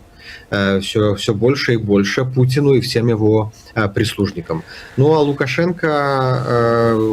сейчас чувствует такую неуверенность, потому что в случае, если будет перемирие, для него ситуация изменится первым, потому что сразу внимание к Беларуси вернется. Он пользовался войной как прикрытием. Все смотрели в Украину, и никто не видел, что делает Лукашенко в Беларуси. И поэтому его тревожит, что будет после возможного перемирия, что будет после окончания войны. Он также и останется в объятиях Путина. Или Путин решит уже формализовать вот эту аннексию Беларуси. Его это тоже тревожит, как и всех нас это тревожит. Поэтому на Беларусь надо обращать внимание. Ближайшие там месяцы будут решающие не только для Украины. Господин Вечерко, ну, казалось бы, да, проблем не в проворот у Лукашенко и его администрации, но вот он отправляет своего премьер-министра в Азербайджан, там хвалебные оды в адрес Алиева и его семьи, заявление о том, что там будет сформировано совместное производство, вооружение, да, вот а зачем это нужно Беларуси? Это только бизнес, это или еще и политика, на ваш взгляд? Два. Первых, у Лукашенко нет друзей. И любые последние друзья, которые при власти живые, он их ценит, обнимает и лелеет. Во-вторых, это бизнес. Все-таки с Азербайджаном это милитарное сотрудничество много-много лет. Это и поставки белорусского вооружения, и отдельных деталей. И он зарабатывает огромные деньги. У Лукашенко денег нет, у Азербайджана есть. И он этим пользуется. Также делегацию отправил в Северную Корею на этой неделе. Что делать? Договариваться про поставки вооружений. Лукашенко становится таким военным хабом для Путина, ну и поставщиком деталей или отдельных технологий для авторитарных стран, ну, в том числе для Азербайджана. Здесь ничего нового не происходит. Сейчас белорусская государственная экономика милитаризуется. 280 предприятий, минимум государственных, они поставляют продукцию российскому ВПК. Многие из них не под санкциями. Этим пользуется Россия. И поэтому закупает через белорусские госпредприятия, в том числе военные какие-то детали для российской военной техники. Но мы это выявляем, документируем, чтобы Европейский Союз и Соединенные Штаты вводили своевременно санкции на все эти предприятия. Господин Вечерко, говорилось также вот в период такого романтизма в отношениях между администрацией Трампа и администрацией Путина о том, что готовится и такая сделка с Лукашенко. Да? Что произошло? И какая динамика в этом? Какие перспективы? Прошу. Ну, с администрацией Трампа, с кем мы коммуницируем, мы говорим про освобождение политзаключенных. Так. И мы понимаем, что Лукашенко хочет что-то взамен. Что он хочет? Он хочет в первую очередь снятие санкций. Санкции на удобрения, на нефть, на банковский сектор. Но большинство из этих санкций были введены не за политзаключенных, не за репрессии, а за войну. Но их снятие сложное. Плюс есть европейские санкции, которые намного более важны и больны для Лукашенко, чем американские санкции. Но вот это то условие, которое Лукашенко выставляет Западу. Пока это никуда не привело. Пару человек освободили из тюрем, в том числе американских граждан и белорусских политзаключенных. Этого мало. И здесь надо смотреть, согласится Минск пойти дальше, чтобы освободить других и чтобы остановить репрессии. Пока желаний у них мало. Я думаю, что Лукашенко надеется, что Вашингтон снимет санкции с Москвы, и паровозиком снимутся санкции с самого Лукашенко. Вот такой надеждой он живет, поэтому весь процесс переговоров всячески затягивает. И вот тоже вопрос довольно такой интересный. Пока Москва проводит парад, и там находится Лукашенко, в российских коридорах власти вся эта их доктрина реоккупации всего постсоветского пространства разными методами, да, где-то прямой широкомасштабной войной, других там вмешательством в выборы, третьих там приведением к власти своих марионеток. Но главное собрать под Кремлем все постсоветское пространство. Эта парадигма не изменилась. И да, Лукашенко всегда поддакивал в Москве, но все-таки там присутствовал определенный дискомфорт. Да, у него, потому что, хотя бы есть вопрос, самостоятельности, да, это никто не отменял, да. Сейчас как вот обстоят отношения между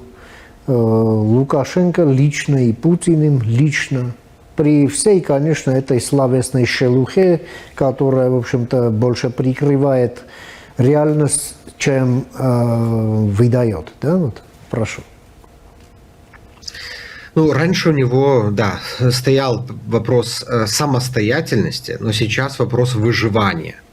И сейчас без Путина он не продержится и месяца. В Беларуси поддержки нету, выросло новое даже поколение элиты и номенклатуры, которая не понимает, зачем нам умирать за Путина и Лукашенко. Многие смотрят на Запад, на европейское будущее, в том числе люди, которые работают в режиме, работают в системе, на государственных институциях, предприятиях. И поэтому он чувствует себя чужим и рассчитывает только на Путина, где как бы ценности в целом совпадают, где вот этот авторитарный, тоталитарный подход к управлению обществом, где отвращение ко всему либеральному, свободному, европейскому. И поэтому он думает про выживание. Только благодаря Путину он сможет удержаться у власти. Да, это некомфортно быть марионеткой, да, некомфортно подлезать сапоги начальнику своему. Но если у него вопрос выжить, то он это делает и будет и на парады ездить, и ракеты вместе запускать, и на лошадках там гонять, и в теннис играть. То есть нет у него уже этой возможности как-то там развернуться, балансировать, играть в какой-то геополитический маятник, как было раньше. Нету и не хочет, да и вообще он уже не в том возрасте, не в той кондиции, чтобы в какую-то сложную политику играть, поэтому он играет в российские ворота, и я думаю, что это уже не изменится. И наивно думать, что Лукашенко можно там от Путина каким-то образом оттянуть. Я думаю, что Лукашенко ситуация даже намного более такая сенситивная, неустойчивая, чем в России. Потому что нету все-таки этой внутренней легитимности, поддержки, и я надеюсь, что и немного ему осталось. Господин Вечерко, страны Балтии и Польша строят оборонительный вал на своих восточных границах. причем не только с Россией, что вполне себе понятно, но и с Беларусью. И эти границы Беларуси на Западе, они становились точкой напряженности, когда там была попытка искусственно сгенерировать кризис с беженцами. Да? Но да, этого кризиса беженцев на данный момент нет, но вот этот оборонительный вал о многом говорит. И тем более вы тоже указали, что как вот в 2022 году Лукашенко сделал Беларусь плацдармом для нападения на Киев, да, фактически. Это все нападение на Гостомель, там, Бучу, Ирпень и так далее, с серийными этими варварскими преступлениями, да, массовыми убийствами людей, которые совершили российские войска. Это расследуется. И что есть опасность, что да, плацдарм есть, и может быть и нападение на Сувалкский коридор, на страны Балтии, в том числе и из Беларуси. Тем более вот в преддверии вот летних учений Запад 2025. Ваше мнение? Да, мы смотрим, что будет происходить. Учения очень опасны. Именно с таких учений начинались вторжения в 2022 году с территории Беларуси. Они тоже под видом учений собрали 50 тысяч российских военных, которые потом закончили учения нападением на Украину. Ну и Лукашенко тогда оправдывался. Ну, типа, это же не я напал, а они просто выезжали с Беларуси, а уже каким путем выезжают, это их право. Ну вот пытались выехать из Киева, украинцы дали отпор, наступление провалилось. Надо понимать, что насколько Беларусь важна для Путина, потому что выйти на Киев без контроля над Беларусью очень сложно, потому что разделяет Днепр и вообще на всю центральную и западную Украину. И поэтому контроль над Беларусью для Путина имеет огромное значение. И чтобы держать напряжение Украину, и чтобы держать направление Литву, Латвию и Польшу. Это 1000 километров границы. Это понимают и балтийские страны, и Польша, поэтому строят этот забор, эту стену. Плюс параллельно продолжаются миграционные атаки, они продолжаются. Каждый день это десятки и сотни мигрантов, которых свозят в Беларусь, а потом спецслужбы Лукашенко забрасывают на границу. Это и сегодня продолжается, каждый день. Они как бы тестируют готовность Польши, Литвы, Латвии защищаться, укрепления, где есть слабые районы, где есть сильные, давление экономическое на эти страны создает. То есть все это время Беларусь используется. Да, Беларусь не в новостях, но она используется для такой гибридной войны против Запада. Сувалки, конечно, это самая такая, скажем так, сложная, возможно, опасная часть территории, которая соединяет Балтийские страны и континентальную Европу. И если говорить о возможной эскалации, то, конечно, стратегически для Путина вот соединить Калининград с Беларусью было бы важно. Но, с другой стороны, Польша, Литва тоже намного лучше подготовлены сейчас. Плюс огромная бригада немецкая находится на территории Литвы. Да, поэтому сказать, что-то сейчас сделать на раз-два тоже не получится. Ну и белорусы, я думаю, что не будут молчать. В 2022 году, вот я смотрел архив, у нас было минимум 80 операций саботажа на железной дороге. Для России перекидывать войска через Беларусь в первую очередь, возможно, по железной дороге. И если у нас снова начнется использование военной белорусской территории, я думаю, что снова вот эта партизанка возобновится. И комфортно россиянам на белорусской территории точно не будет. И они это должны также понимать. Тем более сегодня вот такой знаменательный день. За все время Второй мировой войны Беларусь потеряла каждого 4-го своего жителя, причем героически сопротивляясь каждый день оккупации. Будучи полностью разрушенный, фактически Минск был отстроен буквально с нуля, да, на ровном месте. И мы видим, как это все пошло эксплуатируется, вот эта память для сегодняшних просто преступлений. И я к тому, что еще и Беларусь отличилась своими, ну, просто беспрецедентными партизанскими традициями, да, которые также, если заставят, как сами говорят, могут повторить, да? Ну да, и это партизанский дух у белорусов, он живет. Потому что у нас через историю было сложно организоваться в такую регулярную армию, чтобы защищать свою независимость. И все наши восстания за свободу, вся наша борьба и во Вторую мировую войну, и против Российской империи, и против большевистской оккупации, она все время была партизанская. И 20-й год, и все, что сейчас происходит, это тоже партизанская борьба. Она тихая, бывает незаметная, но она продолжается. И белорусы всегда в вот этих сложные моменты истории выживали. Это тоже наша такая суперспособность выживать. И это сейчас наша задача всех наших народов, да, выжить в это время, сохранить свои страны, свою государственность, свои общества. Ну и потом, когда пойдет империя, и когда мы сможем двигаться там по европейскому пути, уже просто эта борьба станет частью нашей истории. Что ж, остается лишь пожелать, чтобы этот день наступил как можно раньше. Еще раз вас с этим Днем памяти и победы над нацизмом и вашей миссии в Вашингтоне больших успехов. Ждем, надеемся. Всех благ вам и спасибо, что приняли мое приглашение. Спасибо и вам. И большой привет госпоже президенту. Всего доброго. Обязательно. До свидания. Всего доброго. Մենք զրուցեցինք մեր գործընկերոջ Ֆրանակ Վիաչորկայի հետ, ով Բելարուսի ընտրված նախագահ Սվետլանա Տիխանովսկայի գլխավոր խորհրդականն է, նա գտնվում է Վաշինգտոնում, Միացյալ Նահանգների մայրաքաղաքում հանդիպումներում, լսեցինք նրա դիտարկումները կապված Բելարուսի բռնապետի այս վերջին քաղաքական կամ պսևդո քաղաքական զիգզագների հետ։ Այսօր թերևս այսքանը հարգարժան տիկնայք եւ պարոնայք, կհանդիպենք արդեն վաղը խաղաղություն եւ բարի նոր ձեզ։